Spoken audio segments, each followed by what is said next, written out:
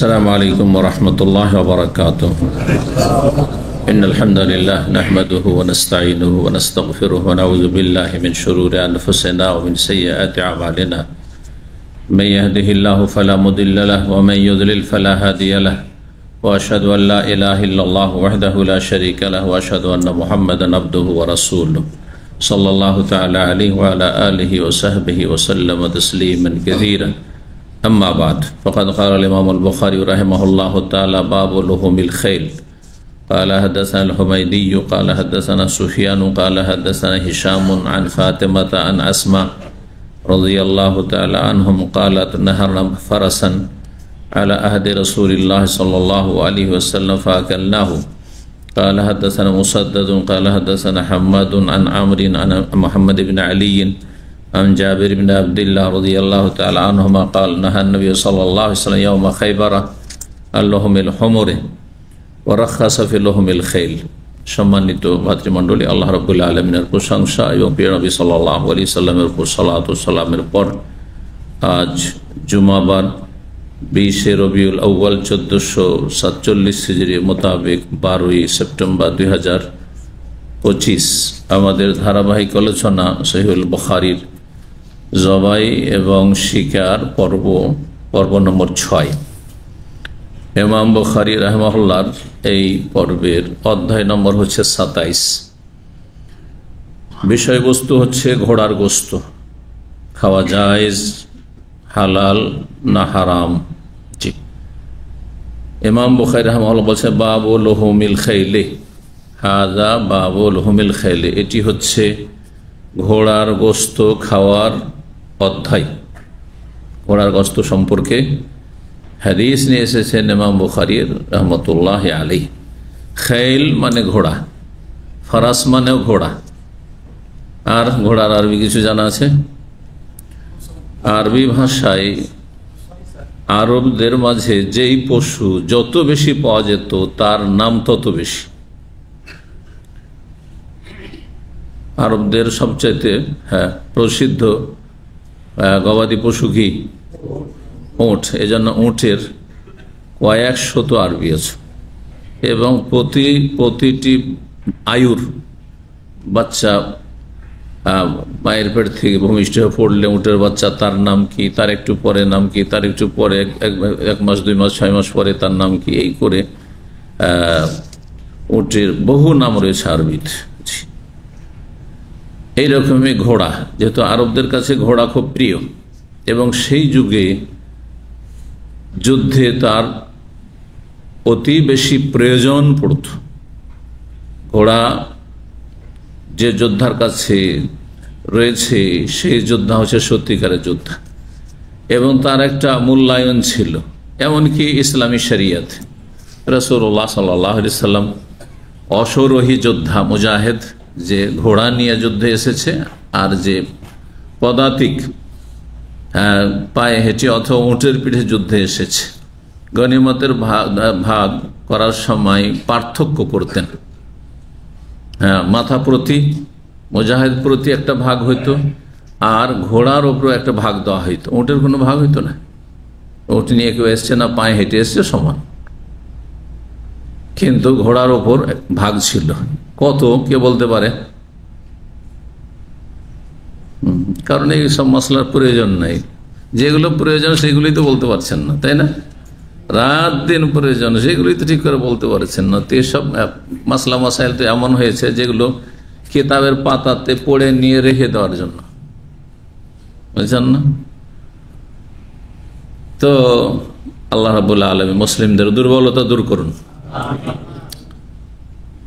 তো যে কথাটি বলছিলাম যে ঘোড়ার যে যুদ্ধের ময়দানে কত মূল্য ছিল সুযোগে, ঘোড়ার পিঠে যুদ্ধ সত্যিকারের যুদ্ধ, সত্যিকারের সে সেনা মুজাহিদ দ্বিগুণ ছিল।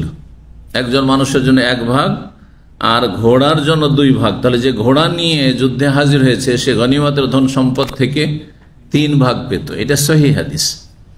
আর একটির চাইতে দুর্বল হাদিস রয়েছে, যাতে ঘোড়ার 1 ভাগ আর মানুষের 1 ভাগ। তাহলে যে ঘোড়া নিয়ে অশ্বারোহী যোদ্ধা তার 2 ভাগ। এটা হচ্ছে হানাফি মযহাব। কারণ কুফাতে হাদিসের চর্চা খুব কম হয়েছে, যার ফলে দুর্বল হাদিস একতে পায়নি, তখন কিয়াস করেছে, ইজতিহাদ করেছে, রায় মত দিয়ে ফতোয়া দিয়েছে বেশিরভাগ, যার ফলে পরে যখন হাদিসের চর্চা অনেক বেশি হয়েছে, মুহাদ্দিসিন কেরামগণ হাদিসের প্রচার প্রসার এবং শিক্ষা পঠন পাঠন করেছেন, দেখা গেছে যে সহিহ সহিহ হাদিসের বিপরীত মেলা মাসাইল চলে গেছে। জি, চার মাযহাবে মাঝে বেশ কিছু পার্থক্য রয়েছে বিভিন্ন বিষয়, তো এই বিষয়গুলি আসলে, কিন্তু বাকি তিন মাযহাবের আইম্মায়ে কেরাম তুলনামূলক তারা হাদিস চর্চা বেশি করেছেন, সেজন্য তারা এই সহিহ হাদিস মোতাবেক একজন যোদ্ধা যদি ঘোড়া নিয়ে মাঠে যুদ্ধ করতে আসে, আর গনিমতের ধন সম্পদ যদি পাই বিজয়ী হওয়ার পরে, তাহলে তার তিন ভাগ রয়েছে, দুই ভাগ ঘোড়ার আর এক ভাগ হচ্ছে সেই যোদ্ধার। যাই হোক, এটা কথা প্রসঙ্গে আলোচনা করলাম, কারণ ঘোড়ার গোস্ত খাওয়ার বিষয়টি, ঘোড়ার গোস্ত খাওয়া হালাল না হারাম না মাকরুহ? হুকুম যখন বলা হবে তখন পাঁচের এক। হুকুম মানে ফিকহের ভাষায় বা উসুলে ফিকহের ভাষায় আহকাম হচ্ছে পাঁচটি, বিধিবিধান হচ্ছে পাঁচটি। এর আগে অনেকবার বলেছি, কি বলতে পারেন? কারো জানা আছে? হ্যাঁ, মাশাআল্লাহ, একটা হাত উঠছে, দুটো তিনটে, ওই দিক থেকে, যেহেতু আল হাসা থেকে, ওইভাবে মাশাআল্লাহ এখন আল হাসাস থেকে জুমার দিন আসেন। হ্যাঁ, ফরজ বা ওয়াজিব সমান সমান, একটা ফরজ ওয়াজিব, একটা বলেন ওয়াজিব বা ফরজ, আর তার বিপরীত হারাম, একদিকে হারাম আর একদিকে ফরজ। তারপরে সুন্নাত বা অপর নাম মুস্তাহাব, না, মুস্তাহাবের বিপরীত মাকরুহ, অপছন্দনীয়। মুস্তাহাব করা ভালো, মাকরুহ না করা ভালো, হয়ে গেল একটা অপরটার বিপরীত, চারটা হয়ে গেল। আর আরেকটি হচ্ছে মাঝখানে, এদিকে না এদিকে, নিউট্রাল, সেটা কি মুবাহ বা জায়েজ, নেকিও নেই গুনাহও নেই, এটা হচ্ছে জায়েজ কাজ, নেকিও নেই গুনাহও নেই। আর ফরজ ওয়াজিব কি করা আবশ্যক, এটা হচ্ছে ফরজ বা ওয়াজিব। আর হারাম কি ত্যাগ করা ফরজ আবশ্যক, ছাড়া বেঁচে থাকা আবশ্যক। আর এটা হচ্ছে আদায় করা আর পালন করা আবশ্যক, ওইটার নাম হচ্ছে ফরজ ওয়াজিব। তো হুকুম হচ্ছে পাঁচটি। যখন কোনো মাসলা জিজ্ঞাসা করা হবে এর হুকুম কি, মানে বিধান কি ইসলামী শরিয়তে, তখন এ পাঁচের একটা আপনাকে বলতে হবে। হয় বলবেন ঘোড়ার গোস্ত খাওয়া ফরজ ওয়াজিব, আর না হয় বলবেন কি হারাম, আর না হয় বলবেন মাকরুহ, আর না হয় বলবেন মুস্তাহাব, আর না হলে বলবেন জায়েজ। এ পাঁচটির কি জায়েজ, মুস্তাহাবও বলবো না, আর মাকরুহ নয়, আর ওয়াজিবও নয় খাওয়া, আর হারামও নয়। এবার বোঝা গেছে? সহিহ হাদিস এটি প্রমাণ করে। আর এটি হচ্ছে তিন আইম্মা কেরাম আর পুরো উম্মতে মুসলিমার সমস্ত মুহাদ্দিসিন, হাদিসের যারা পণ্ডিত, সমস্ত ফুকাহা, তাদের মত যে ঘোড়ার গোস্ত খাওয়া হালাল, জায়েজ, বৈধ। বুঝলেন না? একমাত্র হানাফি মাযহাবে ঘোড়ার গোস্ত খাওয়া নিষিদ্ধ, হারাম, জায়েজ নয়। তাহলে কি কেউ বলবেন যে হানাফিরা হাদিস মানে না, বা আবু হানিফা হাদিস মানেনি? না, এই কথা বলা আমাদের কুধারণা হবে ইমাম সম্পর্কে। সুধারণা হচ্ছে যে সেই যুগে এত হাদিসের চর্চা কুফায় হয়নি, যার ফলে আর তিনি ব্যবসা বাণিজ্য করতেন। প্রথমত ব্যবসায় লাগার জন্যই সাবালক হইতে হয়, তাহলে তারপরে ব্যবসা বাণিজ্য করতে থেকেছেন। তারপরে মনটা চেয়েছে যেন দিন শিখি, দিন চর্চা করি, ইলম শিখি দিনের। ব্যবসার সাথে সাথে ব্যবসাতে গুরুত্ব না দিয়ে দিনের জ্ঞান অর্জন করায় গুরুত্ব দিয়েছেন, কিন্তু সেখানে যেসব ওস্তাদ পেয়েছেন সব ফকিহ পেয়েছেন, মুহাদ্দিস পাননি। তেমন কোন উল্লেখযোগ্য মুহাদ্দিস পাননি যাদের কাছ থেকে হাদিসের গভীর জ্ঞান অর্জন করবেন। হাদিসের এত চর্চা হয়নি। হাদিসের চর্চার জন্য মক্কা মদিনা, হেজাজে আসার প্রয়োজন ছিল, হারমাইন শরীফে আসার প্রয়োজন ছিল। তো তারপরে রাজধানী ছিল আপনার সেই সময়, যেহেতু 80 হিজরিতে তার জন্ম, 132 পর্যন্ত উমাইয়া বংশের, তো উমাইয়া বংশের রাজধানী ছিল শাম। তো তারপরে মক্কা মদিনার পরে হাদিসের চর্চা শাম দেশে, কারণ রাজধানীতে শিক্ষা ইত্যাদির চর্চা বেশি থাকে, ফ্যাসিলিটি বেশি থাকে, স্বাভাবিক। আজকেও ঢাকায় অন্য শহরের তুলনায় সুযোগ সুবিধা বেশি আছে। দিন শিখতে যান, দুনিয়া শিখতে যান, বেশি সুবিধা আছে, তাই না? তো সেখানেও তিনি তার বাড়ি থেকে অনেক দূরে, সামদেশ আর আপনার কি বলছে দামেস্ক, যার ফলে হাদিসের চর্চা কম হওয়ার কারণে আমরা তার সম্পর্কে সুধারণা রাখবো যে তার কাছে এই হাদিসগুলি পৌঁছেনি। সহিহ বুখারী সংকলন পরে হয়েছে। যখন হাদিস পৌঁছেনি তখন তিনি দেখেছেন কোরআনের আয়াতের আলোকে চিন্তা করেছেন, আর তারপরে তাতে ইস্তেহাদ করেছেন বিষয়টি যে এইটাকে হালাল করা যায় না হারাম। দেখেছেন যে না, এতে গোস্ত খাওয়ার চাইতে বেশি ফায়দা এতে রয়েছে বাহন হিসাবে ব্যবহার করায় বা রণক্ষেত্রে অশ্বারোহী হয়ে যুদ্ধ করায়, আর প্রয়োজন রয়েছে, ঘোড়ার সংখ্যাও কম রয়েছে। তখন তিনি হারাম ফতোয়া দিয়েছেন। পরে যখন হাদিস এসছে, হাদিসের সাথে তার এই ইজতিহাদ সাংঘর্ষিক, তখন কোনটা নেবেন?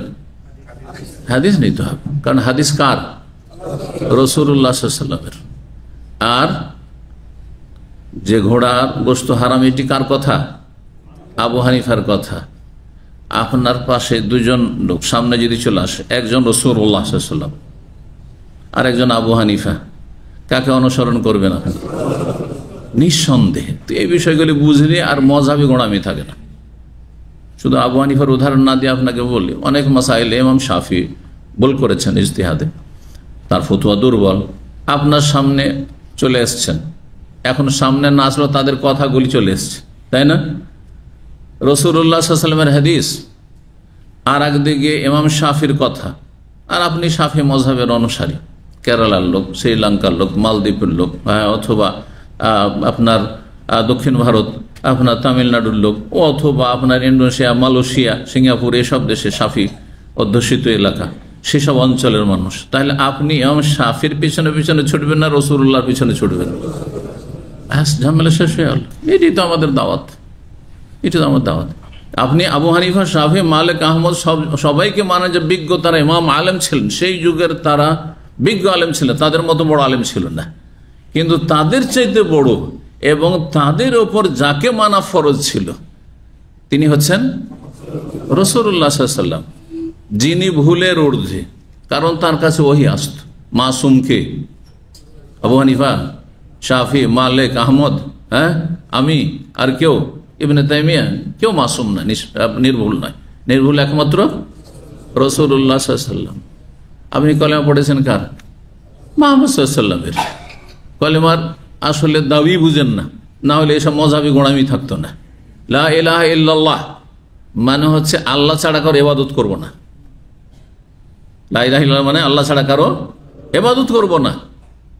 এই জন্য মাজারও সেজদা করবো না, গাছেও সেজদা করবো না, মূর্তিও সেজদা করবো না, পাথরও সেজদা করবো না, কোনো কিছু সেজদা করবো ঝুঁকবো না। মুহাম্মদ রাসূলুল্লাহ এর মানে কি? এর দাবি কি? এর উদ্দেশ্য কি? মুহাম্মদ সাল্লাল্লাহু আলাইহি ওয়াসাল্লাম আল্লাহর যেহেতু প্রেরিত রসুল, আল্লাহর মনোনীত পছন্দনীয় দিন একমাত্র রাসূলুল্লাহ সাল্লাল্লাহু আলাইহি ওয়াসাল্লামের মাধ্যমে আমাদের জানতে হবে। সুতরাং তার ছাড়া কারো তরিকায় চলবো না, এক আল্লাহ ছাড়া কারো ইবাদত করব না, এক মুহাম্মদ রাসূলুল্লাহ সাল্লাল্লাহু আলাইহি ওয়াসাল্লামের তরিকা ছাড়া কারো তরিকায় আমল করব না। তাহলে তো ঝামেলা শেষ। রাসূলুল্লাহ সাল্লাল্লাহু আলাইহি ওয়াসাল্লামের তরিকার সাথে আবু হানিফার তরিকা মিলে যায়, তাহলে আলহামদুলিল্লাহ। আমি সেই ক্ষেত্রে হানাফি। আমি নিজেকে বলি যে ওই সব মাসলাগুলিতে যেগুলো হানফি মযহাবের সাথে আমার মত মিলছে সেগুলিতে আমি হানফি, কিন্তু তার আগে আমি মোহাম্মদ সাল্লাল্লাহু আলাইহি ওয়াসাল্লামের সাথে আমার সম্পর্ক, তার সাথে মিলে গেছে রাসূলুল্লাহ সাল্লাল্লাহু আলাইহি ওয়াসাল্লামের সাথে ইমাম আবু হানিফার কথা, সেই জন্য আমি নিজেকে হানফি বলতে পারি। কিন্তু যে সব মাসলা ইমাম শাফির সাথে বা ইমাম শাফির কথা রাসূল উল্টা করে বলা বেয়াদবি। কিন্তু রাসূলুল্লাহ সাল্লাল্লাহু আলাইহি ওয়াসাল্লামের কথা শাফির সাথে মিলেছে, কথা বলা বেয়াদবি, ভালো করে শুনুন কিন্তু, তাই না? বরং ইমাম শাফির কথা রাসূলুল্লাহ সাল্লাল্লাহু আলাইহি ওয়াসাল্লামের সাথে মিলেছে, এটা হচ্ছে আদব, কথা বলার আদব। যদি আপনি এখানে আমি আপনাদের 19-20 যদি বলেন যে শেখের কথা কিন্তু আপনার মতোই, তাহলে এটা বেয়াদবি করলেন আপনি। আরে আপনার কথা কি মূল্য আছে যার কাছে এলেন না? হয়তো মিলে গেছে, আমার কথা আপনার সাথে মিলেছে বলবেন না, কি বলে আপনার কথা আমার সাথে মিলেছে। এটা হচ্ছে আদব। তাহলে কোথায় রাসূলুল্লাহ সাল্লাল্লাহু আলাইহি ওয়াসাল্লাম, কোথায় আবু হানিফা, কোথায় শাফি, কোথায় মালিক আহমদ? যেসব মাসলা মাসায় গেলে ইমাম শাফির সাথে মিলে গেছে বা ইমাম শাফির কথা রাসূলুল্লাহ সাল্লাল্লাহু আলাইহি ওয়াসাল্লাম সাথে মিলে গেছে সহি তরিকায় বলা, তখন আমি সেই ক্ষেত্রে শাফি। বুঝছেন না? বুকে হাত বাঁধার ক্ষেত্রে শাফি, হ্যাঁ, আমি জোরে বলার ক্ষেত্রে শাফি, ঠিক আছে। কিন্তু মহিলার গায়ে হাত লাগলে উযু নষ্ট হয়ে যায়, এটা শাফি মাযহাব। ওই ক্ষেত্রে আমি শাফি না, ওই ক্ষেত্রে আমি হানফি, ওই ক্ষেত্রে আমি মালিকি, ওই ক্ষেত্রে হাম্বলি। কারণ এই তিন মাযহাবে মহিলার গায়ে হাত দিলে এমনি হাত লাগলে উযু নষ্ট হয় না। তাহলে যারা তওয়াফ করছে স্বামী স্ত্রীর হাত ধরে, সবার তো উযু নষ্ট। উযু নষ্ট মানে তওয়াফ নষ্ট, কারণ তওয়াফের জন্য উযু শর্ত। বুঝছেন না? তখন আপনাকে বলতে হয়, হ্যাঁ তওয়াফটা নামাজের মতো নয়, তওয়াফ অবস্থায় তাহলে হাত ধরা যায় স্ত্রীর। ফতোয়া দিতে হবে শাফির আগে কিনা, না হলে যাবে, হারিয়ে যাবে আপনার স্ত্রী, হাত ছেড়ে দেন। বুঝছেন না? তো কথা না বাড়িয়ে মাসলার দিকে আসি। বলবেন না কখনো হাদিস বিরোধী ইমামের কথা হলে, কোন ইমামের কথা যে তারা হাদিসকে অস্বীকার করেছেন, বরং তাদের কাছে হাদিস পৌঁছেনি, এটা তাদের সুধারণা, এটা আলেমদের কথা। কিন্তু আমার করণীয় কি? আমার কাছে হাদিস পৌঁছেছে, ঘোড়ার গোশত খাওয়া যায়, তারপর আমি বলবো যে না হারাম, তাহলে আমি গুনাহগার। তার রাসূলের হাদিসকে আমি অমান্য করলাম। তো যেসব বর্তমান যুগে বা ইমাম আবুহানিফার পরে যাদের কাছে এই বুখারী সহিহ হাদিস সহিহ সনদে পৌঁছে গেছে যে ঘোড়ার গোশত সাহাবীরা খেয়েছেন, তারপর যে ঘোড়ার গোশত হারাম, কেন হারাম বলছে আবু হানিফা বলেছেন হারাম, তারা হাদিস অস্বীকারী, আংশিক হাদিস অস্বীকারী। হাদিস অস্বীকারী যারা, তারা দুই ভাগে বিভক্ত। পূর্ণ অস্বীকারী এরা হচ্ছে আহলে কোরআন, আমাদের দেশে পথভ্রষ্ট একটা ফিরকা যারা পয়দা হয়েছে, হাদিস টোটালি মানে না, এরা মুসলিম না। আর কিছু লোক আছে আংশিক হাদিস অস্বীকারী, মাযহাবের খেলাফ গেলে এই মাসলায় না না না ওইটা হাদিস ওই শাফিঈদের, আমাদের না, এও হাদিস অস্বীকারী, এ হাদিস অস্বীকারী, কিন্তু আংশিক অস্বীকারী। আংশিক অস্বীকারী মুসলিম, তবে পথভ্রষ্ট। কেউ দাজ্জালের হাদিসকে অস্বীকার করে, কেউ যদি ইমাম মাহদীর হাদিসকে অস্বীকার করে, যেমন করেছে এরকম কিছু আছে মুসলিম কিছু যাদেরকে স্কলার মনে করা হয়, তারা পথভ্রষ্ট। এই জন্য তারা সালাফি মানহাজের ভালো আলেম নয়, তারা আলেম না, তারা ইসলাম চর্চা করেছে, ইসলামের কথা কিছু পৌঁছেছে, কিছু উপকার করেছে, কিছু অপকারও করেছে, কিছু মানুষের ফায়দা করে দিয়েছে, কিছু পথভ্রষ্ট লোক গুমরাহ লোক হেদায়েত হয়েছে তাদের মাধ্যমে, কিন্তু বহু মানুষকে গুমরাহ করেছে। 5519 নম্বর হাদিস। আসমা রাদিয়াল্লাহু তাআলা আনহা, আবু বকর সিদ্দিক রাদিয়াল্লাহু তাআলা আনহর বড় মেয়ে, তিনি বলছেন নাহারনা ফারাসান, আমরা ঘোড়া জবাই করেছিলাম, আলা আহদে রাসূলুল্লাহ সাল্লাল্লাহু আলাইহি ওয়াসাল্লাম, রাসূলুল্লাহ সাল্লাল্লাহু আলাইহি ওয়াসাল্লাম আমলে, আহদ মানে জামানা, আমল, ফাআকালনাহু, তারপর আমরা খেয়েছিলাম। খেয়েছেন রাসূলুল্লাহ সাল্লাল্লাহু আলাইহি ওয়াসাল্লাম জামানায় ওহী নাযিল হচ্ছে, আমরা ঘোড়া খাচ্ছি না, ওহীতে কোনো আয়াতে বারণ এসেছে, আর না নবী সাল্লাল্লাহু আলাইহি ওয়াসাল্লাম নিষেধ করেছেন। নবী সাল্লাল্লাহু আলাইহি ওয়াসাল্লাম গায়েব জানেন না, কিন্তু আল্লাহ তো জানেন। আল্লাহ যায় তোমার সাথী সঙ্গীরা ঘোড়া খাচ্ছে, হারাম, নিষেধ করো, করতেন না, করেননি। তারপরে হাদিসে অনুমতিও দিয়েছেন, এলে বাচনিক হাদিসও হয়ে গেল। তো এই একটি হাদিস। দ্বিতীয় হাদিস 5520 নম্বর হাদিস, জাবের বিন আব্দুল্লাহ রাদিয়াল্লাহু তাআলা আনহু। তাহলে আগের হাদিসটি আসমা, আমল সাহাবীদের, নবী সাল্লাল্লাহু আলাইহি ওয়াসাল্লামের জামানার, আর এখানে হচ্ছে বাচনিক হাদিস। কি বলছেন তিনি? নাহান নবী সাল্লাল্লাহু আলাইহি ওয়াসাল্লাম, নবী সাল্লাল্লাহু আলাইহি ওয়াসাল্লাম নিষেধ করেছেন, ইয়াউমা খায়বার, খায়বারের যুদ্ধের বছর, খায়বারের দিনে, মানে খায়বারের বছর 7ম হিজরিতে, ওই সময়কালে, আন লহমিল হোমরে, গাধার গোস্ত খেতে। গাধা মানে যে বাড়িতে যে গাধাকে আমরা গাধা বলি, আর এক হচ্ছে ওয়াহশি গাধা, বন্য গাধা, মানে নীলগাই বা এক ধরনের বন্য গাধা, আরব দেশে একসময় পাওয়া যেত। ওয়ারাখাসা ফি লহমিল খাইল, এবং ছাড় দিয়েছেন, ছুটি দিয়েছেন, অনুমতি দিয়েছেন, ফি লহমিল খাইল, ঘোড়ার গোস্ত খেতে। ঘোড়ার গোস্ত খাওয়ার ক্ষেত্রে কি করেছেন? ছাড় দিয়েছেন, খেতে পারো, তার মানে জায়েজ, কি জায়েজ। হানাফি মাযহাবের আলেম ওলামারা যারা ঘোড়াকে হারাম বলে, তারা বলে কোরআনে আল্লাহ বলেছেন ওয়াল খাইল ওয়াল বিগাল ওয়াল হামিরা লিতারকাবুহা ওয়া জিনা। আল্লাহ বলছেন যে ওয়াল খাইলা, ঘোড়া, অল বেগালা আর খচ্চর, ওয়াল হামিরা আর গর্ধব গাধা, হ্যাঁ, লেতার কাবুহা, এগুলি বিশেষ করে বাহনের জন্য, তোমরা বাহন হিসাবে ব্যবহার করলে তার কাবুহা। অজিনা, আর কিসের জন্য? সাজের জন্য, শোভা সৌন্দর্যের জন্য।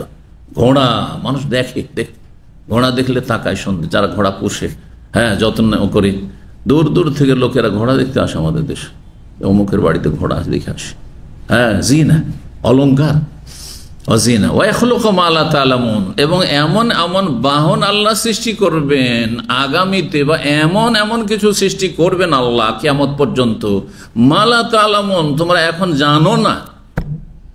যত কিছু হয়েছে রাসূলুল্লাহ জামানার পরে, হ্যাঁ, কত কি হলো, বাস হলো, ট্রেন হলো, হ্যাঁ, প্লেন হলো, মোবাইল হলো, ইন্টারনেট হলো, কত কি হলো দেখতে পাচ্ছেন। ওয়াখলুকু মা লা তা'লামুন, এমন এমন কিছু আল্লাহ সৃষ্টি করবেন তোমাদের সুবিধার্থে আর তোমাদের উপকারের উদ্দেশ্যে, যে মা লা তা'লামুন, তোমরা জানোই না।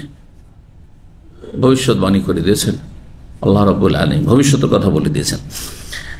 তো হানাফিরা বলছে আল্লাহ এখানে কিসের কথা বললেন? ঘোড়ার ক্ষেত্রে বাহন, হ্যাঁ, চড়ো ঘোড়ার পিঠে, আর শোভা সৌন্দর্য, সুন্দর লাগে দেখতে, এই জন্য ওরা খাওয়ার কথা তো আল্লাহ উল্লেখ করলেন না। এর উত্তর কি? তার মানে আরাম হয়ে যাবে। তো নবী সাল্লাল্লাহু আলাইহি ওয়াসাল্লাম কি আয়াত বিরোধী কথা বলছেন নাকি? আয়াত আর হাদিসে, কোরআন আর হাদিস কি সংঘর্ষ আছে নাকি? না দুটোই ওহী, ওহীতে দুটো মিল থাকবে। আল্লাহর কথা রসুলের কথাতে কোন রকমের অমিল থাকবে না মিল থাকবে? আপনার বুঝে তাহলে অমিল আছে। উত্তর কি দিবেন এ আয়াত যে দলিল পেশ করছে হানাফি আলেমরা আজকালকার জামানায়? উত্তর হচ্ছে, দেখেন, যে কোনো আল্লাহর সৃষ্টিতে একাধিক উপকারিতা আছে। দেখেন মোবাইলে কত উপকারিতা আছে, হ্যাঁ। মোবাইল যারা খুব সীমিত ব্যবহার করে, আমার মতো, শুধু একটা কল রিসিভ করা, কল করার অনেক সময় হয় না, জরুরি না হইলে কল রিসিভ করা, আর কি করে একটা হোয়াটসঅ্যাপ, হ্যাঁ, যোগাযোগের জন্য, ব্যাস ব্যাস, আর ব্যাস এইরকম ধরনের একটু জিনিস, ব্যাস। আর অনেকে আছে শত শত কাজে, মোবাইলে তার ক্যালকুলেটর, মোবাইল তার কম্পিউটার, মোবাইল তার ল্যাপটপ, মোবাইল তার আপনার আইপ্যাডের কাজ করছে, দুনিয়ার কাজ করছে, হ্যাঁ, ব্যবসা বাণিজ্য সব কিছুই করছে, তাই না? তো ওই রকমই ঘোড়াতে বহুমুখ উপকারিতা রয়েছে। তার মধ্যে মুখ্য দুটো কথা আল্লাহ বর্ণনা করেছে। লেতার কাবুহা, একটা হচ্ছে সওয়ার হওয়া তাতে, আর একটা হচ্ছে শোভা সৌন্দর্য, ঘোড়া দেখতে সুন্দর লাগে, হ্যাঁ। কিন্তু এটা খাওয়া যাবে না এ কথা প্রমাণ করে না, যার প্রমাণ হচ্ছে এগুলো হাদিস। জি, তো ওই ছিল দুটো হাদিস। তো ঘোড়া খাওয়া জায়েজ, কিন্তু এই ক্ষেত্রে একদিন বলেছি যে ঘোড়া খাওয়া জায়েজ মানে এই নয় যে পাশে আমাদের প্রতিবেশী হানাফিরা আরাম মনে করে সেই জন্য তাদেরকে আঘাত করার জন্য আমরা ঘোড়া জবাই করা শুরু করে দেবো আর খাবো, আর যে তোদের গোসা বাড়ুক, হ্যাঁ, তোদের গায়ের জ্বালা হোক না। এটি মূর্খদের কাজ। এটি কাদের কাজ? আমাদের উদ্দেশ্য কাউকে কষ্ট দেওয়া না, কাউকে আঘাত করা নয়, বরং সত্যটা মানুষের কাছে তুলে ধরা। ঘোড়া খাওয়া যায়। এখন আমার ঘোড়া আছে, আমি খাবো, তাতে বাধা দিতে আসলে, হ্যাঁ, বাধা দেওয়া তোমার অধিকার নেই। অমুসলিমকে বাধা দিচ্ছ না তাদের হারাম খেতে, নোংরামি করতে, হ্যাঁ, আর চরিত্রহীনদেরকে বাধা দিচ্ছ না তাদের অশ্লীলতা ছড়াতে। আর মানুষ দলিলের ভিত্তিতে আমল করছে, তাদের সহি নামাজ পড়তে দেবে না। এই জন্য এরা ব্যর্থ, এই জন্য আল্লাহর বালা মুসিবতে এত। কথা বুঝতে পেরেছেন? এই মজহাবি গোড়ামি আর ব্যক্তি পূজা আর ধর্মান্ধত্ব, এই কোরআন হাদিস বিরোধী, হ্যাঁ, ধর্মান্ধতা, এসব থেকে বেরিয়ে আসতে হবে, না হলে আল্লাহর আযাব পিছু ছাড়বে না। ভালো করে শুনে রাখেন। আল্লাহ এদের বোঝার তৌফিক দান করুন। যারা সংখ্যাগরিষ্ঠ নিজেদেরকে মনে করছে, গায়ের জোর দেখাচ্ছে, আল্লাহ তাদের অনিষ্ট থেকে রক্ষা করুন, আমাদের দিনী ভাই বোনদেরকে। 28 নম্বর অধ্যায়, বাবুল লহমিল হমরিল ইনসিয়াতে। এই অধ্যায় হচ্ছে গৃহপালিত গাধার গোস্ত সম্পর্কে। গৃহপালিত গাধা কেন বললেন? আমাদের দেশে তো গাধা একরকমই হয়, ও গৃহপালিতটাই তো, যেটা বাড়িতে মানুষ, হ্যাঁ, রাখে, সেটাই তো গাধা। আর অন্য গাধা আছে নাকি? কিন্তু আরব দেশে 2 রকম গাধা। একটা হচ্ছে ওয়াহশি, এটা ইনসিয়া বা আহলিয়া। আহলিয়া মানে আহাল, নিজের পরিবারে, নিজের ঘরে রাখা, আর ইনসিয়া যেটা পোষ মানে অনস থেকে, মানুষের মতো, মানুষের কাছাকাছি আসে। এটি ঘোড়া মানে আপনার গাধা মানুষকে দেখলে পালাবে না, হিংস্র পশুর মতো। কিন্তু যে বন্য গাধা যেটা রয়েছে, বন্য গাধা বা নীল গাই, এগুলি মানুষ দেখলেই পালাবে, মানুষ দেখলে ভয় পাবে এবং পালাবে। তো সেটা হালাল, বন্য গাধা হালাল, আর ঘরের গাধা, গৃহপালিত গাধা হচ্ছে হারাম। এই সম্পর্কে বেশ কয়েকটি হাদিস আসছে, বারবার কয়েকটি হাদিস আসছে, বিভিন্ন ফায়দা যেন, কোনটি সংক্ষেপে, কোনটি একটু বিস্তারিত, কোনটিতে অতিরিক্ত একটা ফায়দা রয়েছে, কোনটিতে সনদের পার্থক্য রয়েছে। এই জন্য বেশ কিছু হাদিস নিয়ে এসছেন, আমরা দ্রুত এগিয়ে যাচ্ছি। 5521 নম্বর হাদিস, হাদিস বর্ণনা করেছেন ইবনে উমর রাদিয়াল্লাহু তাআলা আনহু, তিনি বলেন, নাহান নবী সাল্লাল্লাহু আলাইহি ওয়াসাল্লাম হুমরিল আহলিয়াতি ইয়াওমা খায়বার, রাসূলুল্লাহ সাল্লাল্লাহু আলাইহি ওয়াসাল্লাম নিষেধ করেছেন ঘরের গাধা, আহলিয়া ঘরের গাধা, হোমর হেমারের বহু বচন, ঘরের গাধার গোস্ত খেতে, ইয়াওমা খায়বার খায়বারের বছর, খায়বারের দিনে মানে খায়বারের বছরে, বা খায়বারের দিনে মানে খায়বারের যুদ্ধের সময়কালে।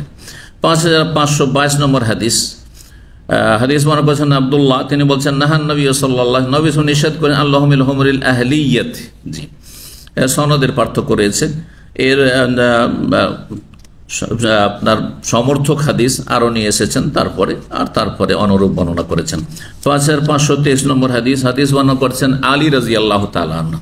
তাহলে আগের হাদিস ছিল ইবনে ওমরের, আব্দুল্লাহ বিন মাসউদের, আর এটি হচ্ছে আলী রাদিয়াল্লাহু তাআলা বর্ণিত। তিনি বলেন, নাহা রাসূলুল্লাহ সাল্লাল্লাহু আলাইহি ওয়াসাল্লাম, রাসূলুল্লাহ নিষেধ করেছেন আনিল মুতআতি ইয়াওমা আমা খায়বার, খায়বারের বছর নিকাহে মুতআ, জি চুক্তির বিয়ে নিষেধ করেছেন, হারাম করেছেন।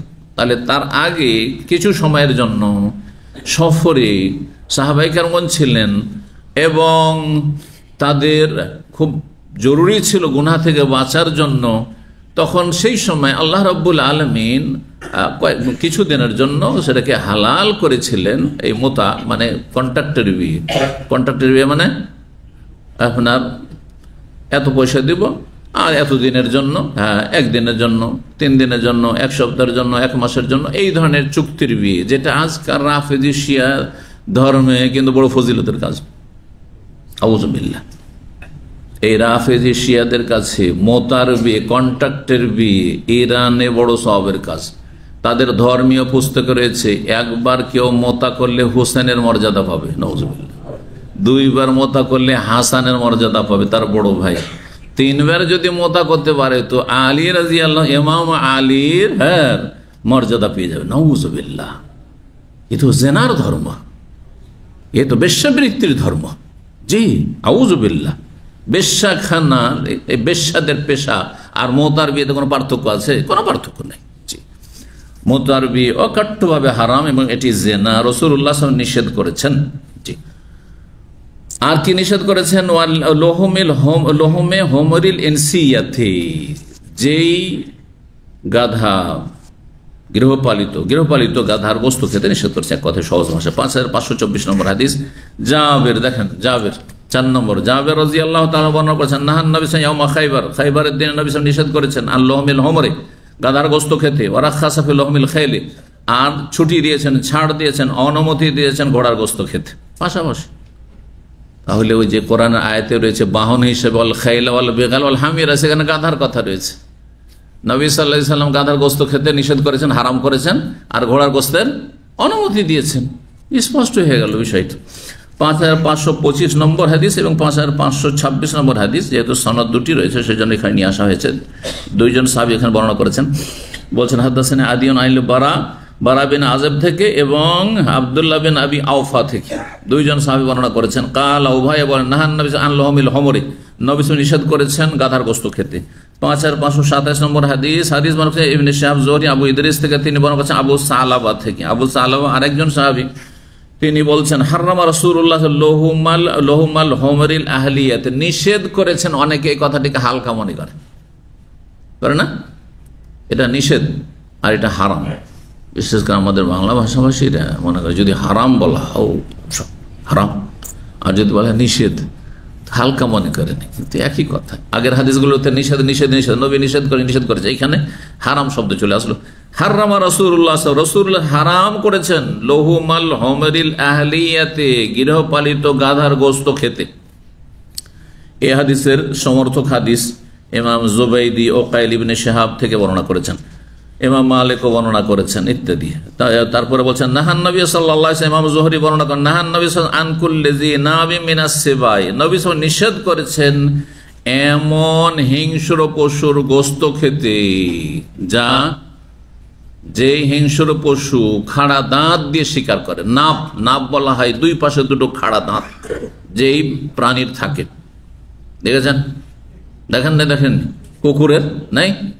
হ্যাঁ, শৃগাল, হেক্সিয়াল, যতগুলি আছে বন্য হিংস্র জন্তু, বাঘ, যতগুলি বাঘ রয়েছে, যত ধরনের সবগুলি রয়েছে।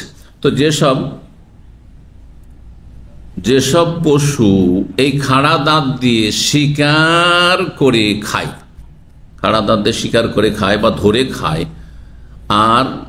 আর একটি ব্যাখ্যামূলক অনুবাদ করা হয়েছে গোশত ভোজনকারী হিংস্র পশু, গোশত ভোজনকারী হিংস্র পশু, ওদের খাদ্য হচ্ছে কি? গোশত। আপনার শৃগাল, খেকশিয়াল অথবা এই আপনার যতগুলি বাঘ রয়েছে সব এর খাদ্য কি? গোশত। তো আর এগুলো হিংস্র পশু, এগুলো পোষ নিতে চাইবে এই হিংস্র মানুষের ক্ষেত্রে এবং অন্যান্য প্রাণীর ক্ষেত্রে। তো এসব পশুকে হারাম করা হয়েছে। 5528 নম্বর হাদিস বর্ণনা করছেন আনাস বিন মালিক রাদিয়াল্লাহু তাআলা আনহু, তিনি বলেন আন্না রাসূলুল্লাহ সাল্লাল্লাহু আলাইহি ওয়াসাল্লাম জাআহু জাইন, রাসূলুল্লাহ সাল্লাল্লাহু আলাইহি ওয়াসাল্লামের কাছে একজন আগন্তুক আসলো, হঠাৎ করে একজন আসলো, এসে সে সংবাদ দিল এই খাইবারের যুদ্ধের এই সফরেই ঘোড়ার গোশত, গাধার গোশত কি করা হয়েছে? হারাম করা হয়েছে, আর ঘোড়ার গোশতের অনুমতি দেওয়া হয়েছে। এসে ওই লোকটি বলল ওকেলাতিল হমরো, সমস্ত গাধাগুলি খেয়ে শেষ করে দেওয়া হইল। ওকেলাতুল হমরো মানে গাধা শেষ, গাধাকে সব গাধা খেয়ে ফেলল, সব জবাই করে সাহাবায়ে কেরামগণকে খিদে লেগেছে, সব গাধার গোশত খেতে লেগেছে। তাহলে এই গাধাগুলি হয়তো পেয়েছিলেন অথবা সাথে ছিল তাদের। সুম্মা জাহু জাইন, তারপর আর একজন আগন্তুক আসলো, দ্বিতীয় ব্যক্তি খবর দিতে আসছে, সেও এসে বলছে ওকেলাতুল হমরো, যত গাধা ছিল সব খাওয়া শেষ, সব খেয়ে ফেলছে। আপনি বলেন যে খাওয়া যাবে কি যাবে না? হ্যাঁ, এই গাধা সব খেয়ে ফেললো, কেউ একটু রাখছে না। সুম্মা যাহো যায়, তৃতীয় আগন্তুক ব্যক্তি আসলো, এসে বললো ওফনিয়াতেল হোমরো, ওফনিয়া মানে শেষ, ফানা থেকে, কুল্লুমান আলিহে ফান, এই ফানা মানে কি? সবকিছু ফানা হয়ে যাবে মানে ধ্বংস হয়ে যাবে। তো ওকেলাতুল হোমর, সমস্ত গাধাকে শেষ করে দেওয়া হলো, একটিও গাধা রাখলো না। বাহনের জন্য প্রয়োজন, সেই যুগে একটি বাহন ছিল গাধা। তো সমস্ত গাধাকে খেয়ে শেষ করে, জবাই করে শেষ করে দেওয়া হলো।